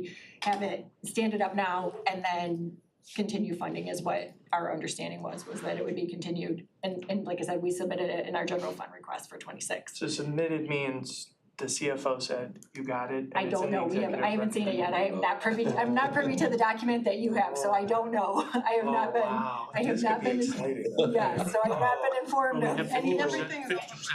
Any day or day. Okay, The hey, board I like, decides what goes in the I like budget. Mike's idea, okay, yeah. I mean, the board decides what goes in the budget. Yeah, I'll second Mike's idea. Commissioner Taylor has the floor. No, I was saying that I'm in agreement with that, just to get this through so that they can continue working on this necessary project. And as you know, you've seen it on the news, everybody knows the need is there. We were just trying to do, it's a two-part thing, and we were trying to answer a lot of questions all at one time. That's all we were trying to do. But I'm more than happy to separate it. We can talk about the budget piece at another time. Okay, so we have an amendment to the amendment, and you have something else to No, say? I was gonna offer just to be a friendly amendment, but you know what, we probably should just vote on it. Okay. Vote on the amendment to the amendment, and then we'll come back to the amendment as amended, and then the resolution. I love saying it. Let's vote on the amendment to the amendment. Just for point of clarity, we're looking to strike the accounts named and name the general fund in place of them. We're all for it. Correct. Before we, if I could, I'm sorry, Commissioner Cavell. just to make sure that we're doing this right, Mhm. okay? Because if we're gonna do this, cause it sounds like we're kind of going against protocol a little bit, so we might get a talking to. So if we're gonna do this, we gotta do this the right way, meaning with COLA and all that, is it gonna be in fiscal year 2028? Whoever this person is, or the plus one person's gonna be, it's gonna actually be 408? Or is it, plus the We're looking at overall right Okay, now, so let's okay. vote on the Okay, amendment so to then the fine. It amendment, puts and I think placeholders Mr. in the Andrews three has of them, something yeah. to say. I think what you could do is just say, can we add language to the Taylor introduced amendment to strike out that, and then you're voting on one amendment, and then taking it to the full resolution as amended. Instead of doing an extra vote. Well, Mr. Andrews, I think we like to say voting on the amendment to the amendment. Okay. I yield to you, Chair. In lieu of learning many things along the last few years, I think having an amendment that strikes out the very specific language and replaces it with specific language is important, and then we'll have the original Taylor amended clean that we vote on, so there can't be any misunderstandings. Agree. Would you prompt the vote on the amendment to the amendment, please? Thank you.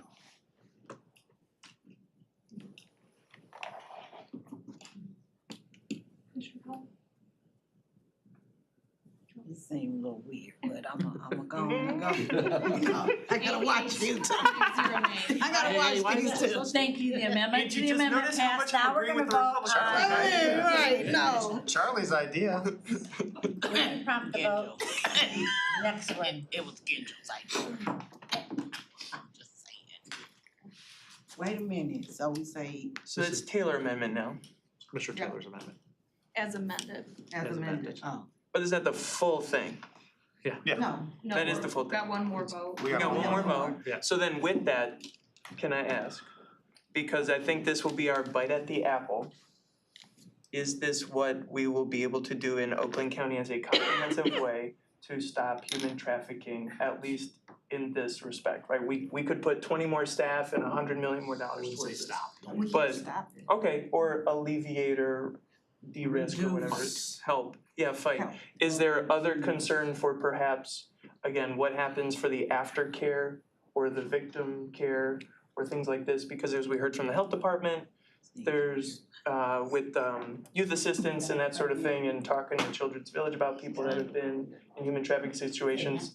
Is there any thought to maybe adding an amendment, cause again, I think we're gonna get a talking to, an amendment of like victim support programming or aftercare type thing of perhaps 50, 100K for victim aftercare type stuff to help people.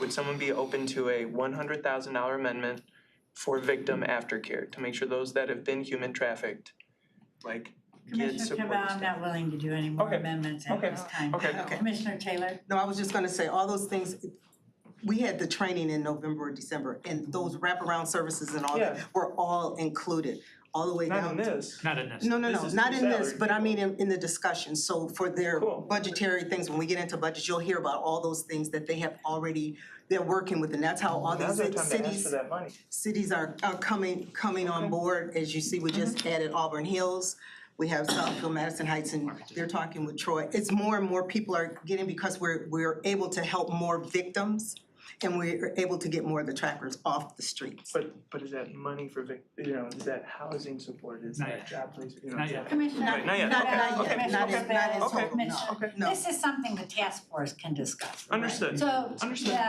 roll call for the amendment is. The amended amendment is 8 yeas, 0 nays. Right, and we did the amendment. We did the amendment, so now we are moving back to the Resolution. original resolution as amended. Would you prompt the vote, Yes. please? Things like that, today. 8 yeas, 0 nays. All right, motion you all. carries, thank you very much. Thank you, everyone. We have arrived. Yeah, thank you very much. Thank you. More stuff to go though. Thank you, Yeah, everybody. now it's gotta get in the budget. Is there anyone from the public wishing to comment? One thing, Chair, Madam Chair. Oh. So I would like to introduce to the committee, this is our rotational intern, Aria Dwoskin. Yes. And I'll just let her give a little bit of her introduction of what she, where she comes from and everything like that. If you guys have any events that you are attending the 21st through the 25th, please connect with me. We'd like to get her to kind of shadow you and see what you do out in the community. So if you have any further information on the rotational internship program, our Deputy County Executive, Megan Sellers, is here to give you a little bit of details on that as well. Hi, yeah, I'm Aurea. I'm a rising sophomore at Duke, and I'm from Huntington Woods, and I'm studying public policy. So I'm here, I was at workforce development before, I'm here for 4 weeks, and then I go to community engagement. You said Duke? Yes. The prosecutor guy went to Duke. Oh, You really? should talk to David, yeah, he loves Duke. So funny. So thank you. Welcome. Give her a Thank nice warm welcome and she'll be around for the next couple weeks. All right, seeing no one for public comment is closed. There is no other business to come before this meeting, so we are adjourned at 1:09. Thank you, everybody.